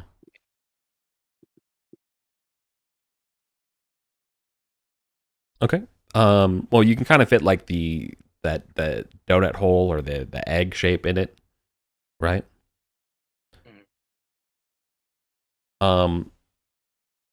It looks like it's on. It looks like the egg is on top of a cliff. Like that's where it's fitting in. This is dragon. Yeah. Yeah. It looks like there's. Yeah. It looks like that. Those. The beings that those bipedal shapes are either approaching or leaving the egg on top of a cliff. They might have been raising dragons. Maybe. Or just this one. Do we want to take this slab? Probably useful historical stuff, maybe, for somebody.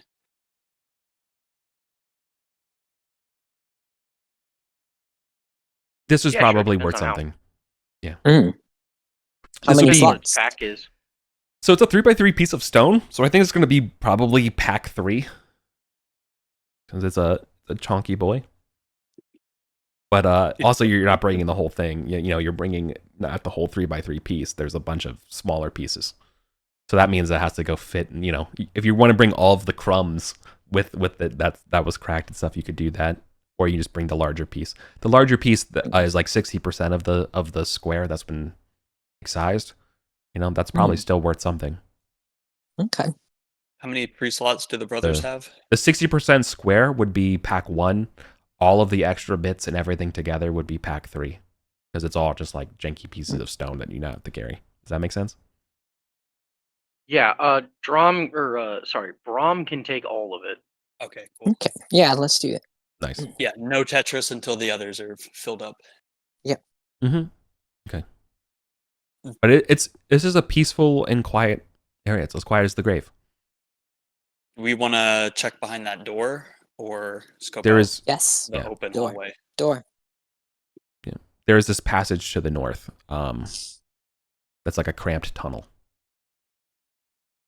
Is it still tiled and everything? Ceramic? No, it looks like it's been excavated. Okay. While we're checking the door, Caius just wants to make a quick look back through the secret door. Does it smell like ozone over there? Yeah, it's been. You want to shut the door? Just kind of close the secret door. Sure.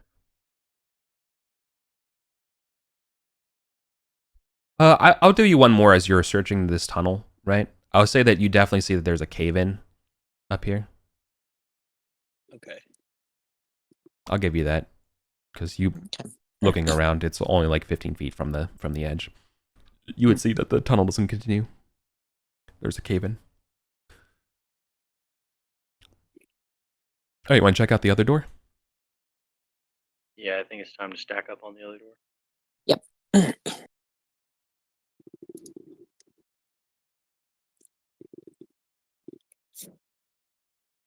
So reverse order. Go to that door.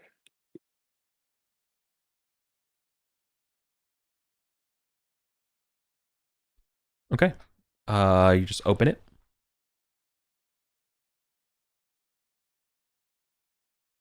Yeah, basically, Drum's just gonna do the normal thief shit, and then Caius opens. Sure. Drum will hear chittering from behind this door. You'll probably also get a faint smell of like maybe semi fresh air, or like fresher air than the air that you've been smelling in here. Positive. Chittering of beetles or centipedes, or can we distinguish this? I don't think If you had a druid or something like that, probably, but like, nah, here, dude. I don't know, dude. Big bugs. I mean, even having encountered a bunch of these beetles and stuff. Yeah, they don't sound like a beetle. They don't sound like a giant tick. They don't sound like a centipede. Okay.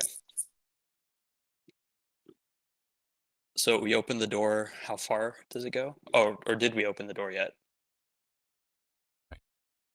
I don't think you opened the door. Yeah, I think we're just getting ready to open the door. All right. But Caius will say, like, hey, we got company on the other side. All right. You barely open the door 10 degrees before you feel resistance on the door, and you can see through the crack that you've opened from this degree that there's a bunch of spider webs. Oh. Can we throw a torch in there? Or light some oil and throw it in there and burn them all up? I think we could do that. And I think that's a good idea. That's a good start, yeah. So Caius will... throw it in there, shut the door, wait until it burns out, and open and see what's up. Yeah, Caius will... Yeah, we'll light a flask of oil and toss it in, and then close the door. Okay. You hear the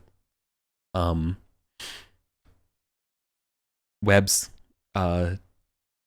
instantly incinerate. Yeah, the whoosh, whoosh, and you hear the squeaks and cries of these spiders that rather than burning will choose to leave rather than attack the fire. Yeah. So you hear a whole clutch of spiders leaving. I don't know, more than 6, fewer than 50. In terms of the fire and the sting. Yeah, right. Yeah, we've never actually fought one, so I don't know how strong they are. Yeah, so they peace out. I thought somebody said something about they have poison that's really nasty. Probably, but... Which means, do we want to maybe... Well, they all fled, so we can at least open it and see and look inside. Yes. Yeah. All right. Well, time passes, right, as you all wait for the fire to go away, and then it becomes quiet again. All right. It's the same. It's the same style of stonework that you've seen here, right? It goes up 30 feet, curves ever so slightly. Oops, I'm drawing over your line, your name there, but I don't mean to. Except this one is a hard right angle, and there's sort of like a passageway opening. This way. All right. This extends. So it's kind of like 2 rooms in one. So bear with me for a moment. Yeah, it's like trapezoidal. It opens up. Let me move all these symbols for you. Yeah, it would.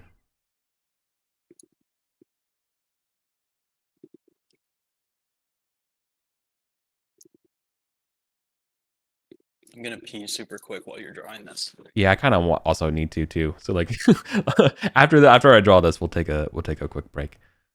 Quick break. Right. Yeah, there's a chasm here, and 15 feet across, there's the other side.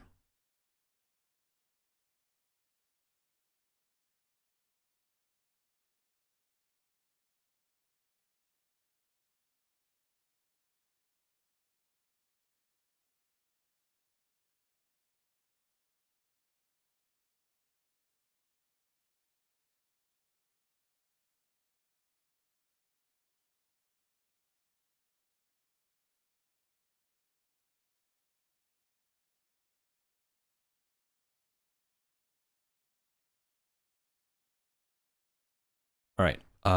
It's like that with a hole in it. And oh yeah, let's take a 5-minute break.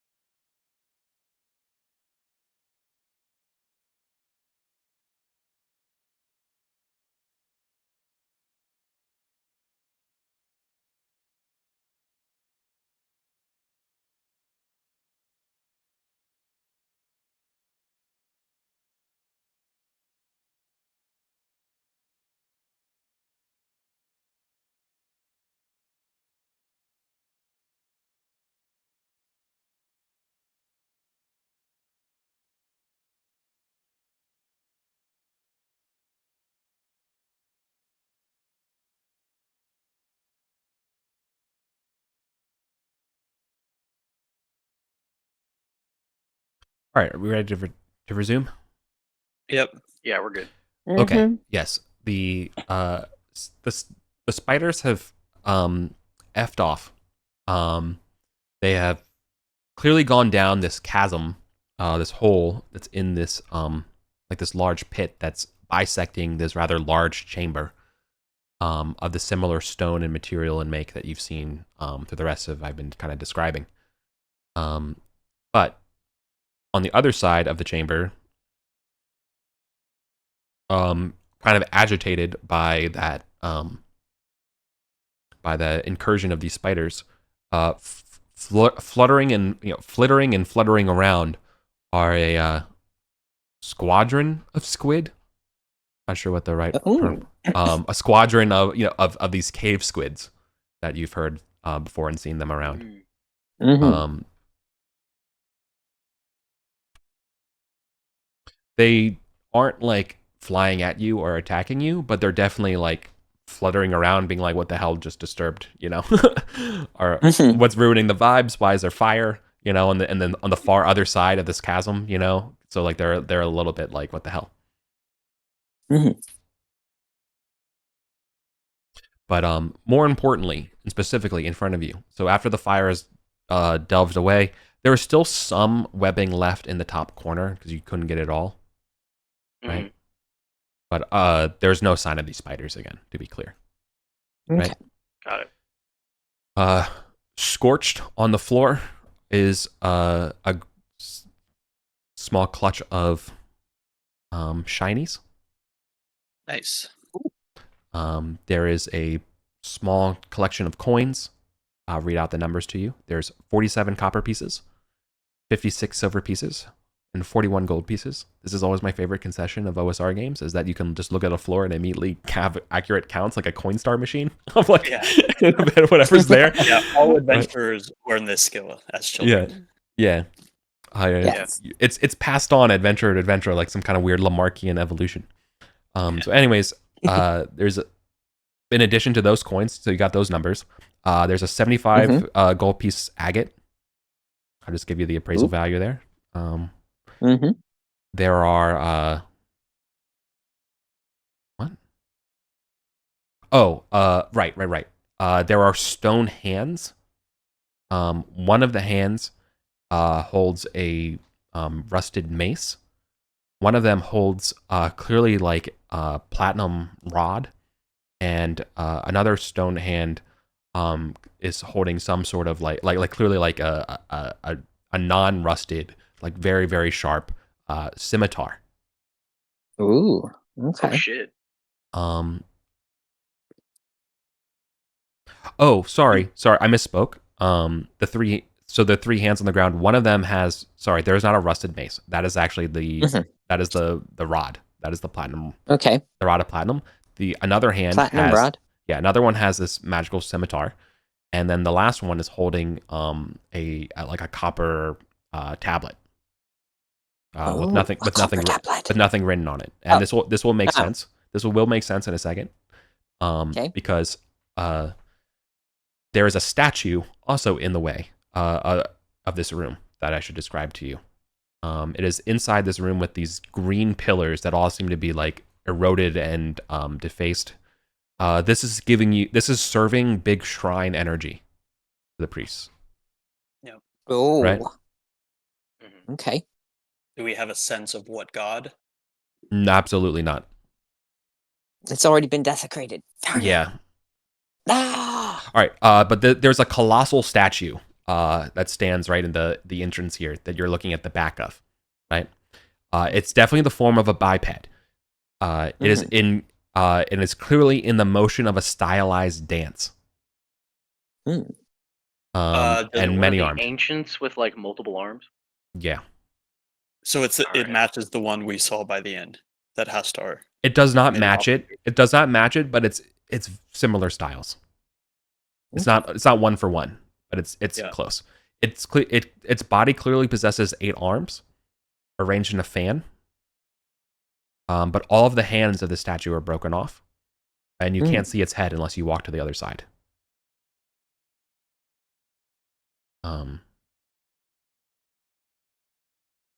Okay. There's cobwebs, dangling down from it, cobweb scaffolding, and dust, Mm-hmm. right, all over this place. Does it have anything else in its hands Um, that remain? Are all 8 No. hands broken off? yeah, all hands are broken off of it. Okay, and only 3 of the hands are here. Correct. Okay.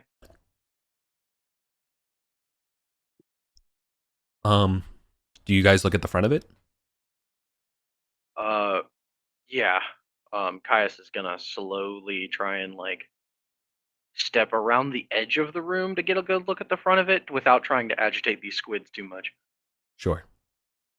All right. As you get close to the statue, and you look at it, you're going to have to remove some of the webbing. Its face is basically wearing a veil of spiderweb. That's fine. I'll just Right. use Nightwind as a long Yeah.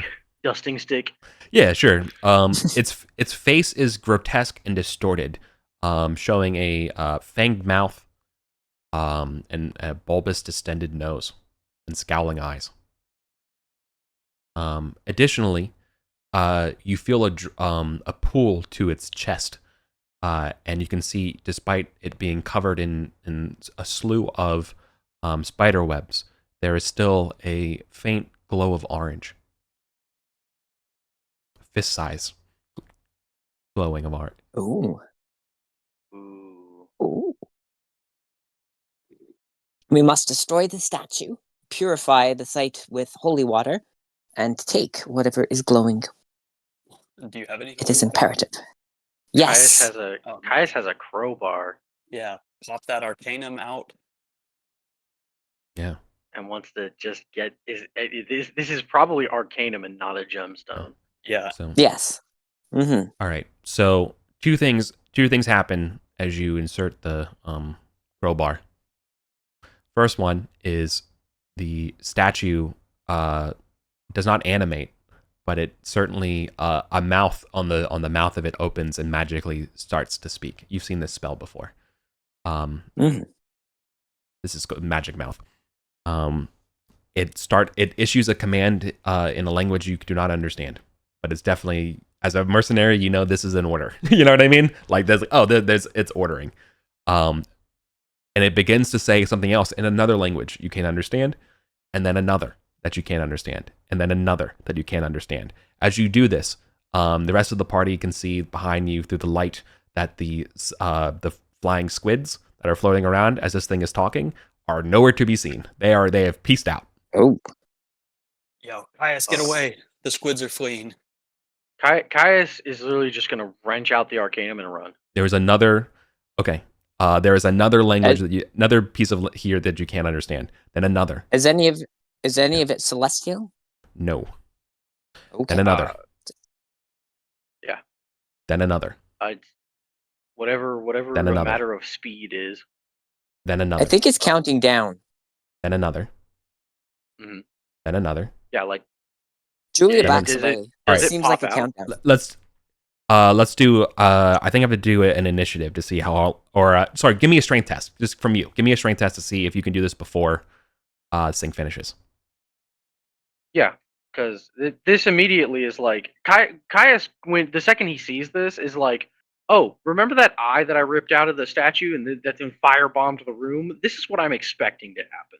Yeah, I've So trained for Caius this. immediately just wrenches it and goes. Mhm.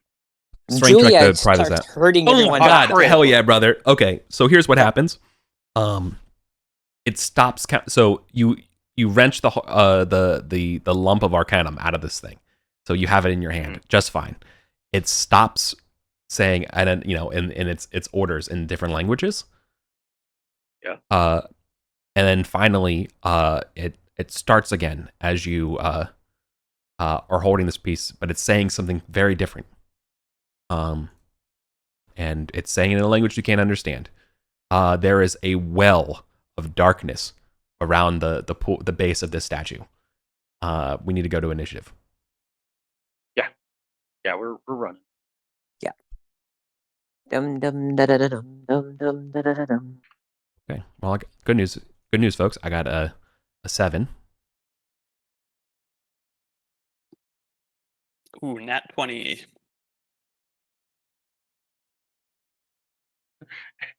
and you get beat by Julia, who didn't roll Yep. that 20. Yeah. Oh no! Unfortunately, because of the way the initiative system works, that's actually really bad for us, Oh Yeah. no. Oh dear. or at least Oh, yeah, bad for Caius me. did roll. Can we say that the nat 20, even with the modifier, beats Julia? Nope. Initiative is a separate thing. Yep.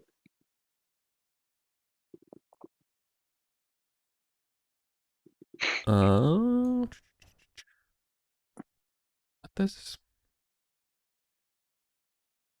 I'm guessing we didn't grab any of the scimitar, the tablet, or anything like that when we Oh, went. I've already like whatchamacallit, The others the grabbed it. Brom just dropped a whole bunch of rope All right. and picked up all three of them. Okay. Okay. He had over 120 feet of rope on him that we're not using, so he just dropped it all. All right. Right. So, all right. I found the thing. It's Hastar who won initiative, right? No. Okay. It's Lauren. No, Julia. Sorry, Lauren. I just saw the malice. Sorry, I caught up now. Yeah. Okay. All right. There is a If inky I well. wanted- I can tell you. An Sorry, inky well? I'm going to interrupt you because as a priest or a priestess, you should know what's going on right now. Mhm. Okay. This is a planar conjuration. Something is coming out of that well. In a moment. Oh boy. As a priest, do I know if holy water has any effect on extraplanar creatures? Yes, it should, Okay. but it Well, what I'm won't gonna disrupt the conjuring. If you had like a spell of like banishment or something like that, you could do it now, right? Like yeah. you would, but yeah, of course. If you were like But if a witches were fifth-level horses, brother. cleric, you could like just clean this up real quick. Yeah. Nope. We baby clerics still. I think I informed the group something from another plane of existence is coming through and we all must flee. Get through the door!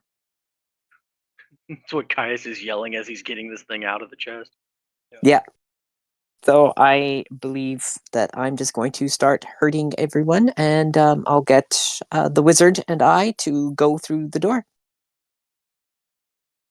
And we're gonna move to grab the remains of the body, and we're gonna put them on the invisible on the cape that's over the floating table. Yeah. For all intents and purposes, that floating table is a floating disc, Mm-hmm. but you don't know how to move it. Yeah, I'm hoping that we can put some. If we put any weight on it, does anything happen? Yeah, it supports the weight, but it won't move. Okay, never mind then. Yeah, a floating disc follows the caster. Mm-hmm. It's strange that it's still here, though. But The caster seems to be dead. Yeah. Okay, if nothing happens, then we're just gonna move on to try and open the secret door.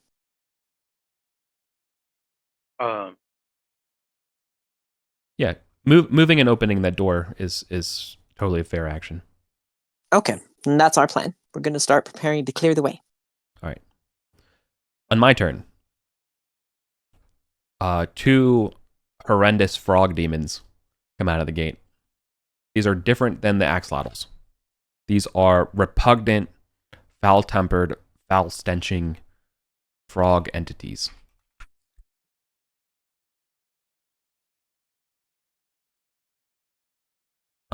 They sniff the air for a moment,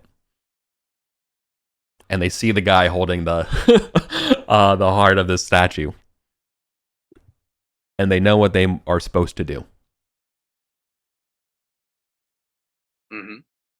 So let me just make sure I have the right stats for these lads.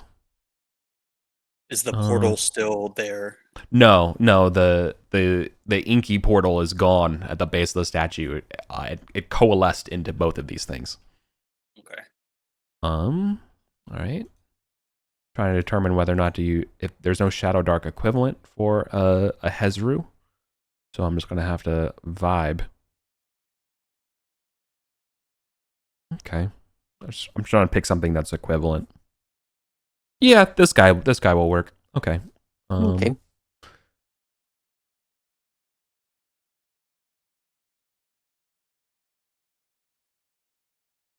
All right. So Dude, Caius. shout out to the Hezro. Yeah. All right, Caius. You're gonna get attacked. Oh damn! They instantly come out the gate. Yes. Rough. Ready to No throw grapples. hands. First attack. You don't have your shield out, right? Because you have a crowbar and you're holding your Arcanum. That seems fair and reasonable. But I don't that think still it's doesn't hit me though. second claw. Ooh. That hits. All right.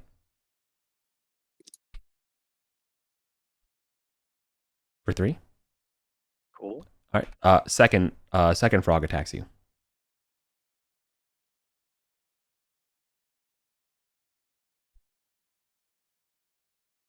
Okay. For 8. Still up. Second attack. Okay. For 4. Still up. Okay. Yeah. Unholy demonic roar burps from the frogs erupt as they slash at Caius, who is tucking and rolling with the punches here from the frog demon onslaught. Yep. The Gets statue. fucking battered against this statue like somebody on the ropes. All right. The statue will finish uttering. And it will finish uttering in all the languages that you do not understand, because it finally goes to Arcantian as the last language and says, "The 6 shall be notified that the Uthric has been disrupted. Punishment commenced." Interesting. All right. The 6 shall be notified that the Othric, right, Has been disrupted. has been disrupted. Punishment commenced. Punishment commence. Okay. Ooh, I'm sorry. We're not done here. The statue also begins to cast a spell on you guys on my turn. And the first thing it will do is it casts slow on you.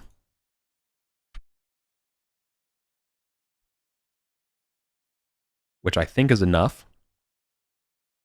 And I think that just reduces your attacks. I don't think it actually... Target of the spell can only attack once per round at disadvantage. Okay. I mean, good thing we all only have 1 attack. Yeah. Caius is going to Not a Shadow Dark spell. whatchamacallit. Sorry. I'm gonna modify this. I'm so sorry, because slow should probably also actually slow you. So I don't think you can double move. Does that make sense? Yeah. Because originally slow spell didn't do that, but I'm sorry, like that doesn't make sense, because I feel like how can a slow not make you not able, you know what I mean? So Yeah. So I'm sorry. Okay. So you can still move, but that would be your thing. You can't move twice. Well, that's fine. Because Caius is going to that's still enough movement to get Caius through the door. Yeah. You can get to the door. And the plan. And Caius is going to get through the door, along with, the brothers are all gonna head through the door, Run. and we are waiting by the door to shove it closed when Hastar gets his ass in here. Yep. So are you saying this is a Marines we are leaving moment? Yes. Yes. I got to Yes. say it. Sorry. Love that movie. Is that your turn? Yeah. Caius is holding Arcanum in his hands, a crowbar in the other, and just goes running through the door. They're not going to launch an arrow or anything while they retreat? None of them have ranged weapons that would do any damage to these guys. Okay. More We're accurately, assuming they're immune to mundane. Or go all attacks and just Drum- move as best we can to get through the door. That's gonna be it. Drum could throw a silver hand axe at one of them, but that's his only weapon. Okay. Uh-oh. My turn. Did we lose connection? No. No. I think we're good. I think it's just you. Yeah, Your I think so. camera I just just won't have connect, that. I think. So my Oh. turn. I will run, push myself in here too, around the corner. Caius shuts the door. Can I throw a torch at the energy field to see if it activates it? Sure. Let me see if it does. I would love the mental image of a torch just getting fucking like splintered into a million pieces by a lightning bolt midair. The torch does not activate it. And does Rolex sense that it has reactivated? Yeah, the field still passed, and yeah. Okay, it's like, I'll look to the party, be like, I think DeBellaton calls on you. We're all trapped in here. Somebody has to eat that hit. And then that's my turn. Okay.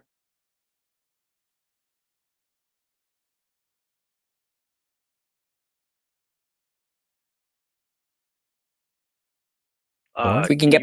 Wait. Actually, could you try and heal me? Right now? Can do that. Yeah, if you guys healed me up, and I, it makes it at least possible that I don't just immediately get dropped by this thing. Oh, sure. Then yeah, I'll cast healing. And I'll cast healing. Sure. I kind of figured that you would probably die from it anyways, and we would just heal you after. But with the enduring wound and stuff, yeah.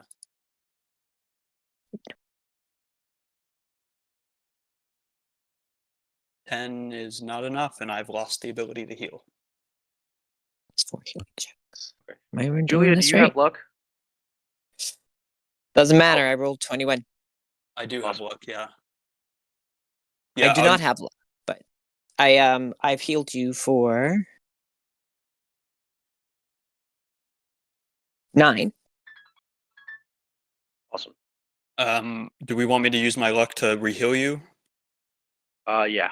I think to keep the healing going. And then I'll try and give you guys luck again, and then I'm gonna go. 14, so that works. So that's just a d6 for 2. Okay. Dwarves, hold the door. All right. All right. Is Caius and Drum trying to hold the door? Caius is currently like back to the door. Yeah. And actually, it wouldn't be Drum. It would be Brom?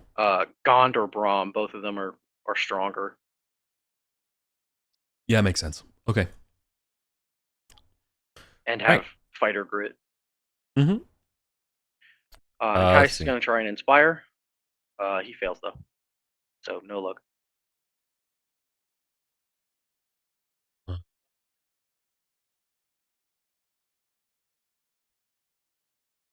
right. Let's see. I had one last thing I wanted to try. Yeah, what's up?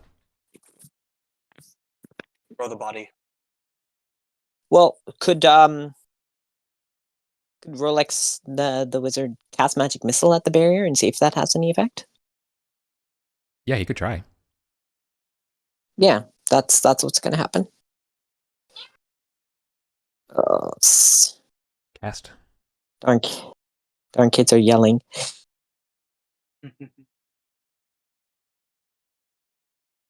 D20 KH1 2 D right 2 D20 KH1 is that advantage? And his modifier is plus 4. 4. It is plus 4. Damn, Rolex is good. Yeah. Let's see if I didn't type missile right. Come on. Oops, 2S. What the hell? Sorry. The laptop dying has really made this, yeah. Oh, no. Okay. keep it short. Let's see. Did I do it right? Nice. 23. Okay. Yes. Yes. Okay. So They do not trigger. okay. Cool. So unfortunately, but I do appreciate the. Okay. All right. Let me just make sure Shadow Dark doesn't have this spell equivalent. Sorry, I know we're also getting stuck at time. Wait, it does exist.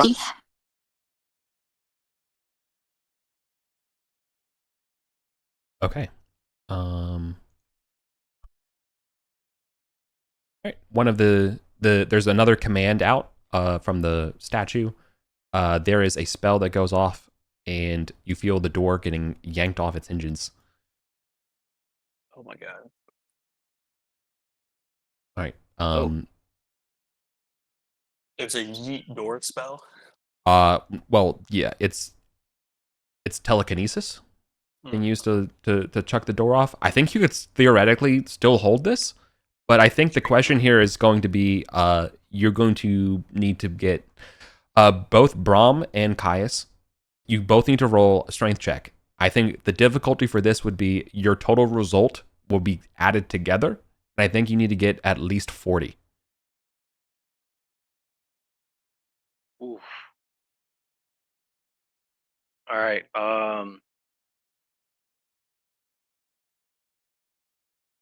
Okay, so we've got Brahm has grit.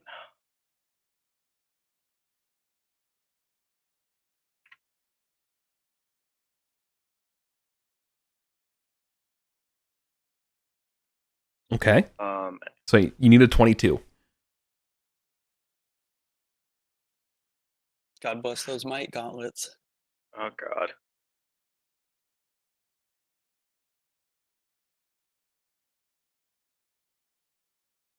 Oh, fuck. One short. A 21. All right. You let go of the door at the last second as it gets flung into the webs and shatters and obliterates itself. And in all languages at once, speaking in unholy tongues, these demons call out and say, "Your end has come." So this one is going to get behind the first lad because he's the one who cast telekinesis. But the second demon guy is going to try to grab you, Caius. You're not running. Like, why run?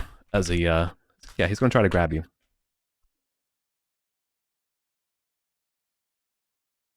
I don't think that's enough. No, that is not. That does not beat my AC. All right, so he's just going to try to hit you. He's tried to grab you one time. You parry it, so he's just going to lash it. You defy me to the end. It's all the same.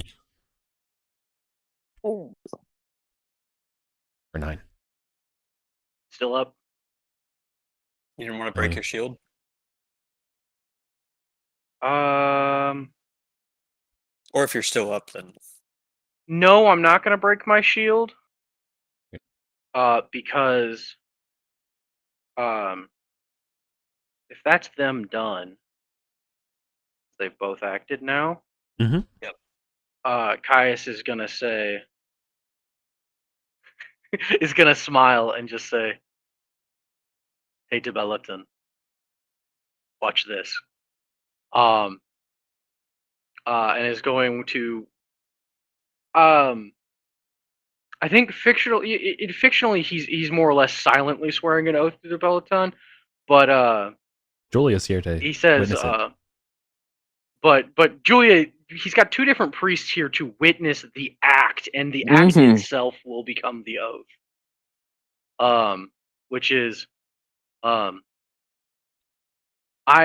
can and will gamble my life on fucking anything, in this place, and is going to basically swear to get everybody out, by just running straight at the energy field with, after this demon hits him. Oh, you don't want to have Gond or somebody throw the corpse into it to see if it does anything? I don't think it's going to. And we don't have time for that. So Caius goes running through and just is gonna run straight into the energy field to make the path. The demons call out no as you run away from it, run away from them. Mhm. Yeah. Okay. You're going into the energy field. Dex check. Yeah. Dexterity check.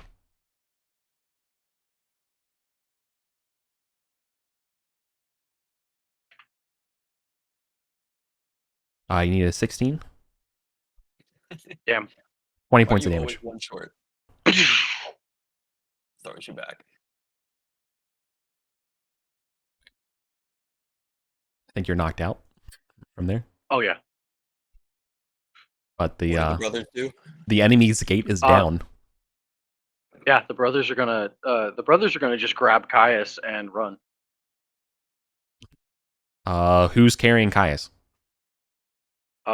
Gond. All right. There's nothing in Gon's hands. That's fine. He's got the torch.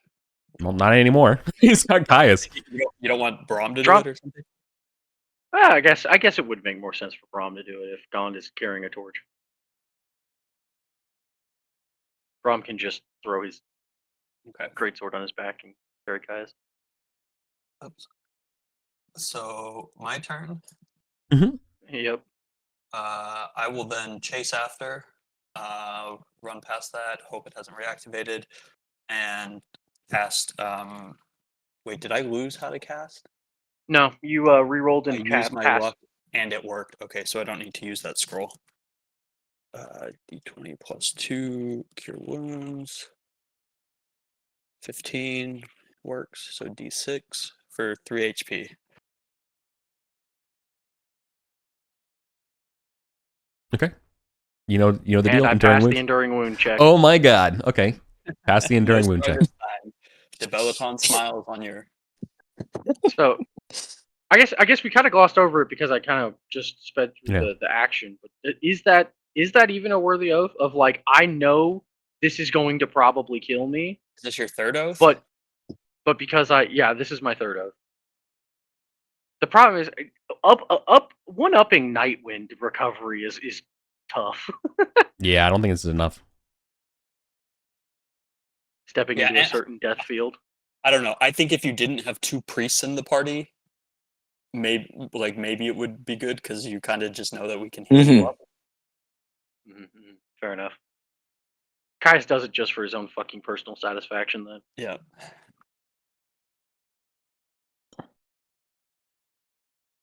Okay, Rory. Yeah. No, I ran and I healed him, so I guess that's my turn. Sister Julia. Question: when the slow spell was cast, we weren't in visible range, the wizard and I. So, would it still have worked? I think it was only cast on. It was only on me. Yeah. Oh, okay. Okay. I'm gonna So y'all lob the can holy still water double behind move. me, and then okay. Should we double move or should Well, I launch a holy water no. behind us? You're stuck behind Braum. You can get past the energy field because everyone's kind of stuck here because picking up you can only move as fast. So the problem with carrying Caius here is like you had to pick him up, right? So now everyone can kind of move at double, you know? And the frogs look like they can fit through the opening. Yes. 100%. Well, just close the secret door behind us. Then they have to telekinesis another one. Can we all fit through into the chamber and close the secret door? Yeah. Okay, then we do that. Okay. All right. On my turn. Did you not want to heal Caius? If I have an action, then I can. Because we're all kind of logged. On my turn, there is an inky black void on top of the ceiling that drips down, coalescing into the demon as it teleports into the room. Assume it finishes its cast. Nice. Yeah, it makes it. But this will be its turn. They can both fit in. They could both fit in here. I'm just making them smaller. They fit in a 5 foot 5 foot square. With this being the end of the session, do we need to kind of do this as an escape the dungeon roll? Yes. You need to escape the dungeon with 2 teleporting frog demons behind you. So, Thankfully, the arena is very close. Yeah, we don't have to actually travel very far. No. No. You have to make it across this chasm bridge, right? This rickety bridge. Right. So the good news on that part of the escape the dungeon is that it's easy. The problem is that we're under attack while you're doing this. Yeah. So how many light sources do we have? Do we actually need to use them for this? So pick a person Yes. to roll for you with the ability and its modifier. I only have a +2 as my highest. Yeah, I no, have we need. +4. Highest has +4. Yes. Yeah. So Do you hold have on. luck? No. Here's what I'm gonna say for the light sources. Okay. Okay. You do not count all of your light sources because this escape the dungeon. You don't have to go across many levels and stuff like that. I will allow anyone and everyone can light one right now if you smoke them if you got them. Like basically, if everyone has a light source, you can roll that and that you just add that amount because that's everyone having light. Right. That's it. Okay. Yeah. Okay. Done. So we only get 1 light source per person. Yeah, exactly. Because you don't have to go very far, Okay. right? Yeah. So because of this, and it's 1 per person. So that's if you have one. If you have one. 7 light. Oh yeah, because Rolex 7. Yeah. 7 light. Yep. Okay. Where Luck are the tokens. escape the dungeon? I used mine. I have it. I have it in Miro next to the the stairs above the grids. It helps. Got it. Okay. Awesome. Here we go. Okay. So I'm choosing strength. I have +4. There is 7 minus 1. 6. So that's +6 for the light. The number of luck tokens. All 3 brothers still have luck. So that's 3. How much do we subtract since we're staying on the same level? I'm going to say I'm going to double. You don't have to subtract any for the same level. Subtract 1 for each level below the first. I'm going to say it's 1 because you have to go across those rickety stairs. Okay. So you have to go 1. So that's a -1 there. And I'm going to double the deadliness because we're literally in a damn fight while this is happening. So 6 against teleporting demons. So like so I'm going to say -6. Yeah. So 13 minus 1. And then you said -6 for deadly. -6. So we're Okay, at so +6. Do you have less than half HP? yeah, we're at +6. And I'm at less than half HP, which is So you have +5. +5. +5. So the final net here is the outcome is D20 +5. All right. Wait, do one of the brothers have a +4? Since they still have... Oh, they use their luck in this calculation. Yeah. Yes. Yeah. And I believe we said we can't luck roll escape the dungeon or something because luck is a bonus. If you spend use it. You're spending your luck already to add it to the roll. Just like torches. Yeah. So if one of the brothers has a +4 and you don't want to use No. their luck... That person has to be the one rolling it. Then that person rolls the test. Does that make sense? Yeah. Yeah. That's why- Drom could roll this with luck at +4 instead because we wouldn't get to count his luck for the bonus. Sure. Yeah. Then you leave it to Drom. And everything's in Drom's hands. I think having the luck is better than the 1 point. Let's see. It doesn't fucking matter. Doesn't matter. Drom, Okay. Drom sees Kais get hit by a lightning bolt twice. We're getting chased by demon frogs, and Drom is just speeding ahead with the lantern, like, "Follow me! I'm out of here!" Hell yeah. Okay. Cool. We make it back one without. of these days we will TPK on an escape the dungeon. You make it out Keep without up with incident. if you can, long legs, Yeah. as he goes running down the bridge. Yeah. Mark off all the luck and torches spent, but you make it back to the arena without incident. Holy shit. Your fighting retreat from the demon frogs is held. Okay. Caius is talking mad shit from across that bridge too. All right. Well, now there's teleporting demon frogs that want to kill you, Caius. I mean, they're personally going after you, but it's not like everyone else is not also on the hook, But you're the one who stole from the statue, so you're definitely the first target, if that makes sense. That's okay. I got fucking Arcanum. Yeah. I was like, what's the loot Yeah. treasure? Okay. So- Right. Final treasure. I didn't add up all the coins. I'm sure someone. Oh, thank you for doing that. I pasted them. Yeah, there you go. All right. It was so that's 15.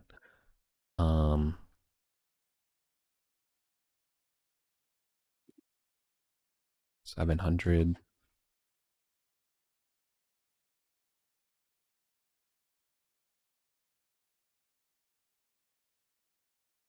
You grab the platinum rod, the tablet, and the scimitar.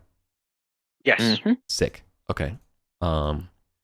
Yeah, before Caius started fucking around with the Arcanum, the brothers tossed out some rope and shit like that and started carrying stuff. That's probably the platinum rod's probably needed for the Okay. teleportation circles. Okay. Now let me do combat experience. What did we fight today? These demons? And I guess the spiders. The Spiders the frogs. and the demon frogs and whatever the statue is. Yeah. I'll just add that as a bonus to the intensity of the demons. Can't escape the demon. I'm him. All right. So this will be.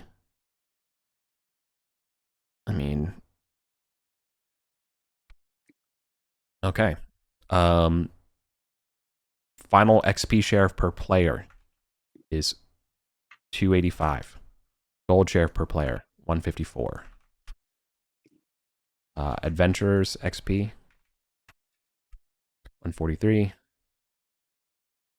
Adventure gold piece 77. So that means companions get 285 and 77. Yes. Okay, so there's a few things to go over. I assume you want to. I know we're over time as well, so forgive me. But You're fine. we can do it in Discord if people actually have to immediately leave. I have 10 minutes. I can Okay, stretch. great. That's fine. Chill here. All right, is anyone detect magicking on anything? Paying for it? I will pay to get the scimitar. Okay, cool. Yeah, very awesome. Oh, you know what would be an excellent thing? Just as a random side note, Eric. Yeah, what's up? Can we pay the Silent Factor to have Identification. to have a guy come to the Goblin Court so that we can bank from the King Wiskegan's court? Yeah, that would probably make sense, considering the goblins want to update their trade as well. Yeah. Yeah. Okay, so this is a scimitar. So it's flavored as a scimitar, but for all intents and purposes, it's a short sword for damage and stuff like that. Okay. This is an intelligent sword. Holy shit! It is a +3 scimitar. Its name is Mistral.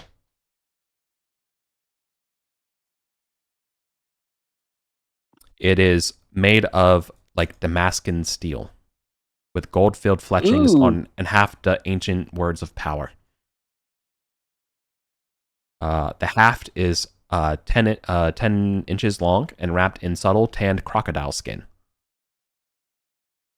It is strongly lawful good in alignment.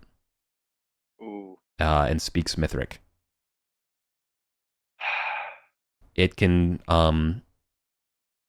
I guess you have to wield it to understand what else. I mean, you know that it can cast a little bit of, not necessarily spells, but it can do some detection stuff for you. Yeah. Yeah. But it, Like, for example, the second Caius picks it up, it's probably like, "Fuck you, buddy." Oh yeah, it's like I will never work. Yeah, we're I'm creative disagreements, and it just turns off. I'm lawful good. Yeah. And paid for the identification. All right. I wouldn't mind taking it. Mistral. All right. Absolutely. When it's in your hands in Mithric, it asks, "Where is Sirs?" or Cares? Where is Cares? Is this a person? I'm unaware of this name. My twin. We. It says it with extreme enmity in its tone. It is my twin. Would we know this from like historical stories or anything? No, it's like no. I'm sorry, we do not know Yeah. where Cares is. So yeah, in the hands of a lawful good wielder, it will reveal this stuff to you. Yeah. It will confidently comment on actions. It's urging you to seek out evil and destroy it. And it's especially its rival or twin, Sears or Kiers, Cers. So it's probably a hard C. That festering piece of evil. Caius immediately makes a note of that and is like, I know which brother was going to be on my team. Yeah. So Mistral is, it's intelligent. So it'll tell you what it can do. It can detect shifting rooms and walls within 10 feet. It can detect secret doors like a thief. And thirdly, it can help locate objects. So it can be like a dowsing rod or, a dwemer. Nice. In 120 feet. Nice. But it is confident, righteous, and beyond even bordering arrogant. Intelligent, lawful good, Mithric. It only speaks Mithric. Correct. Mithric. But it does speak. It's not vibes. It speaks. Yeah, you said confident, arrogant, righteous. Sounds perfect for a priest. Is quick to condemn evil and any sort of half measures, aka neutrality. Yeah, good thing I'm lawful good, not neutral. Yep. So there you go. This is worth 2,000 for purposes of cohorts. Oh yeah, and you 2K. And you said it's a short sword, so a D6. Correct, but it's a +3. +3 though. +3 D6 +3. Yeah. For the magic damage. Yeah. Which means that thing hits like a truck. Yeah. Yep. Goodbye, longsword. All right. The globe, the little like the marble that you found. This is a Eye of Seeing. It has 7 charges remaining on it. But when you invoke a charge and drain it, it reveals all hidden, invisible, ethereal, and incorporeal creatures and objects within a 30-foot long cone, kind of like Chant from the Seer. So it will reveal everything like that and more. Invisible. Yeah. But you said only enemies? Yeah, when brandish, it reveals all hidden, invisible, ethereal, or incorporeal creatures or objects within a 30-foot long cone in front of the wielder. So with all within near, right? Yeah. It tells you though that a charge cannot just be used. A charge after each charge, it must be replenished refreshed in a pool of quicksilver.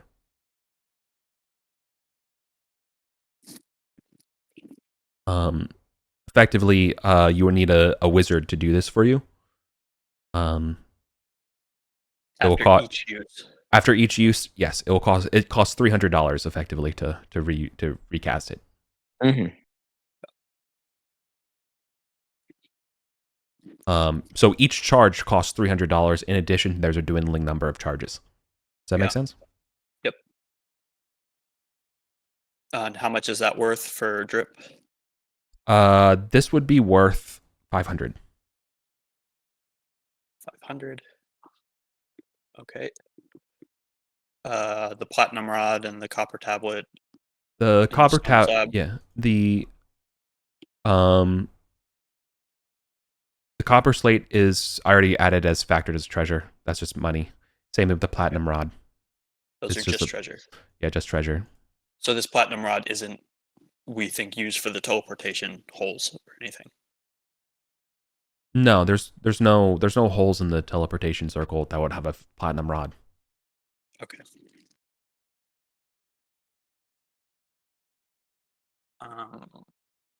I think I got all that in there. I updated the hireling. We can deal with what info he found at the later session. Yeah. Yeah, for sure. There's Yeah, we can just start the late session with that, if that's cool with you, Eric. If you don't want to necessarily go through all that now. Yeah, dude. That makes sense for... I'd appreciate it, because, I know we're running late. We just have to recap. Sorry about that. I mean, we... Yeah, because we would just recap that same shit. Yeah. So. Great. Well, thanks for playing, everyone. Checks. Oh, yeah, loyalties. Granted, he didn't come with us or do anything, so... He just got paid to hang out in the bar. God, my fucking charisma. If you roll a nat 1, he got garroted in the bar by somebody. They discovered he was a spy. Yeah, no, actually, that's probably pretty reasonable. You want me to roll for Rolex the Wizard? Yes. Okay, instead of -1, but let's see. Whoops. Good. Paste. I almost rolled in the wrong channel. 17. Nice. Very nice. I had a -3 loyalty, so they're available to you. The way if I never spout it out, loyalty is D20 plus number of sessions plus charisma. Mm-hmm. Yeah. So loyalty's easy if they're sticking around, and you can kind of combo it, just like real life. Gond hits level 3. Dude, that's so awesome. Which means that Gond now has 21 HP. Yeah. Caius is going to have to spend however much money he needs in order to heal from 3 to 18. You want us to cast on you? Like we still have... Yeah, your players can do it for you. Oh, okay. Yeah. I didn't know if people still had spells or time. No, I lost that. I do have the prayer of healing scroll I could use. Or do I wouldn't use a scroll on Nope, this. and I lost mine. I rolled a 1. I have to do your penance. You have to do penance at the start. Good thing we're in... You're in the arena. Why do you keep healing this asshole? This guy is a fucking... This dude is a devotee of the death god. What is wrong with you? He's a warrior who has thrown himself into battle and danger. He has earned his reward. What should I do for penance? 5 gold worth something at a altar, basically. Okay. Yeah. Okay. So in Gosterwick, doing something in the arena, you can certainly buy healing at the arena. Okay. But I mean they charge arena rates, man. It's 150 for 2d4. That's fine, honestly. And I'll do it again. Yeah. So 300 gold.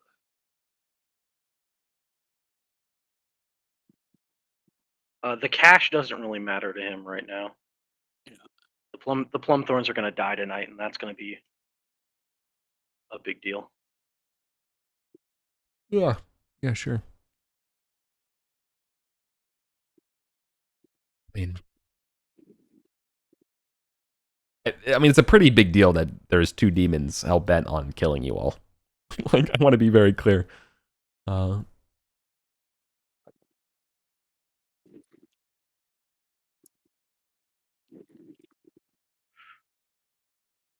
sure, but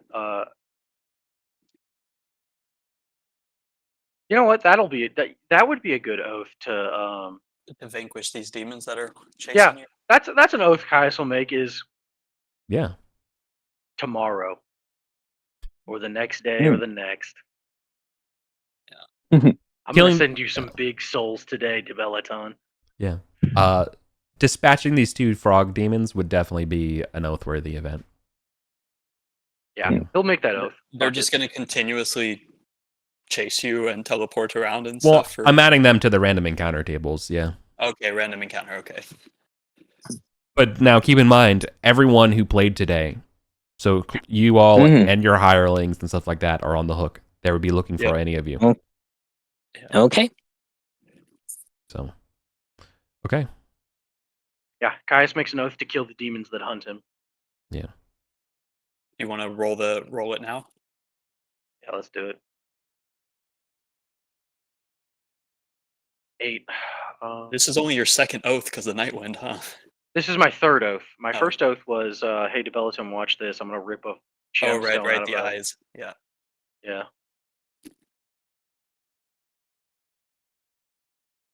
Okay. +1 to attack. All right. Again? Wow. Just keeps happening, bro. Yeah, same. Yeah.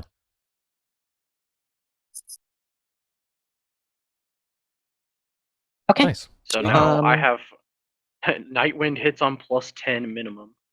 Yep. All right. Cool. We'll wrap there. Good game, yo. Yeah, see you all in a few. Yep, see you in a bit. Yeah.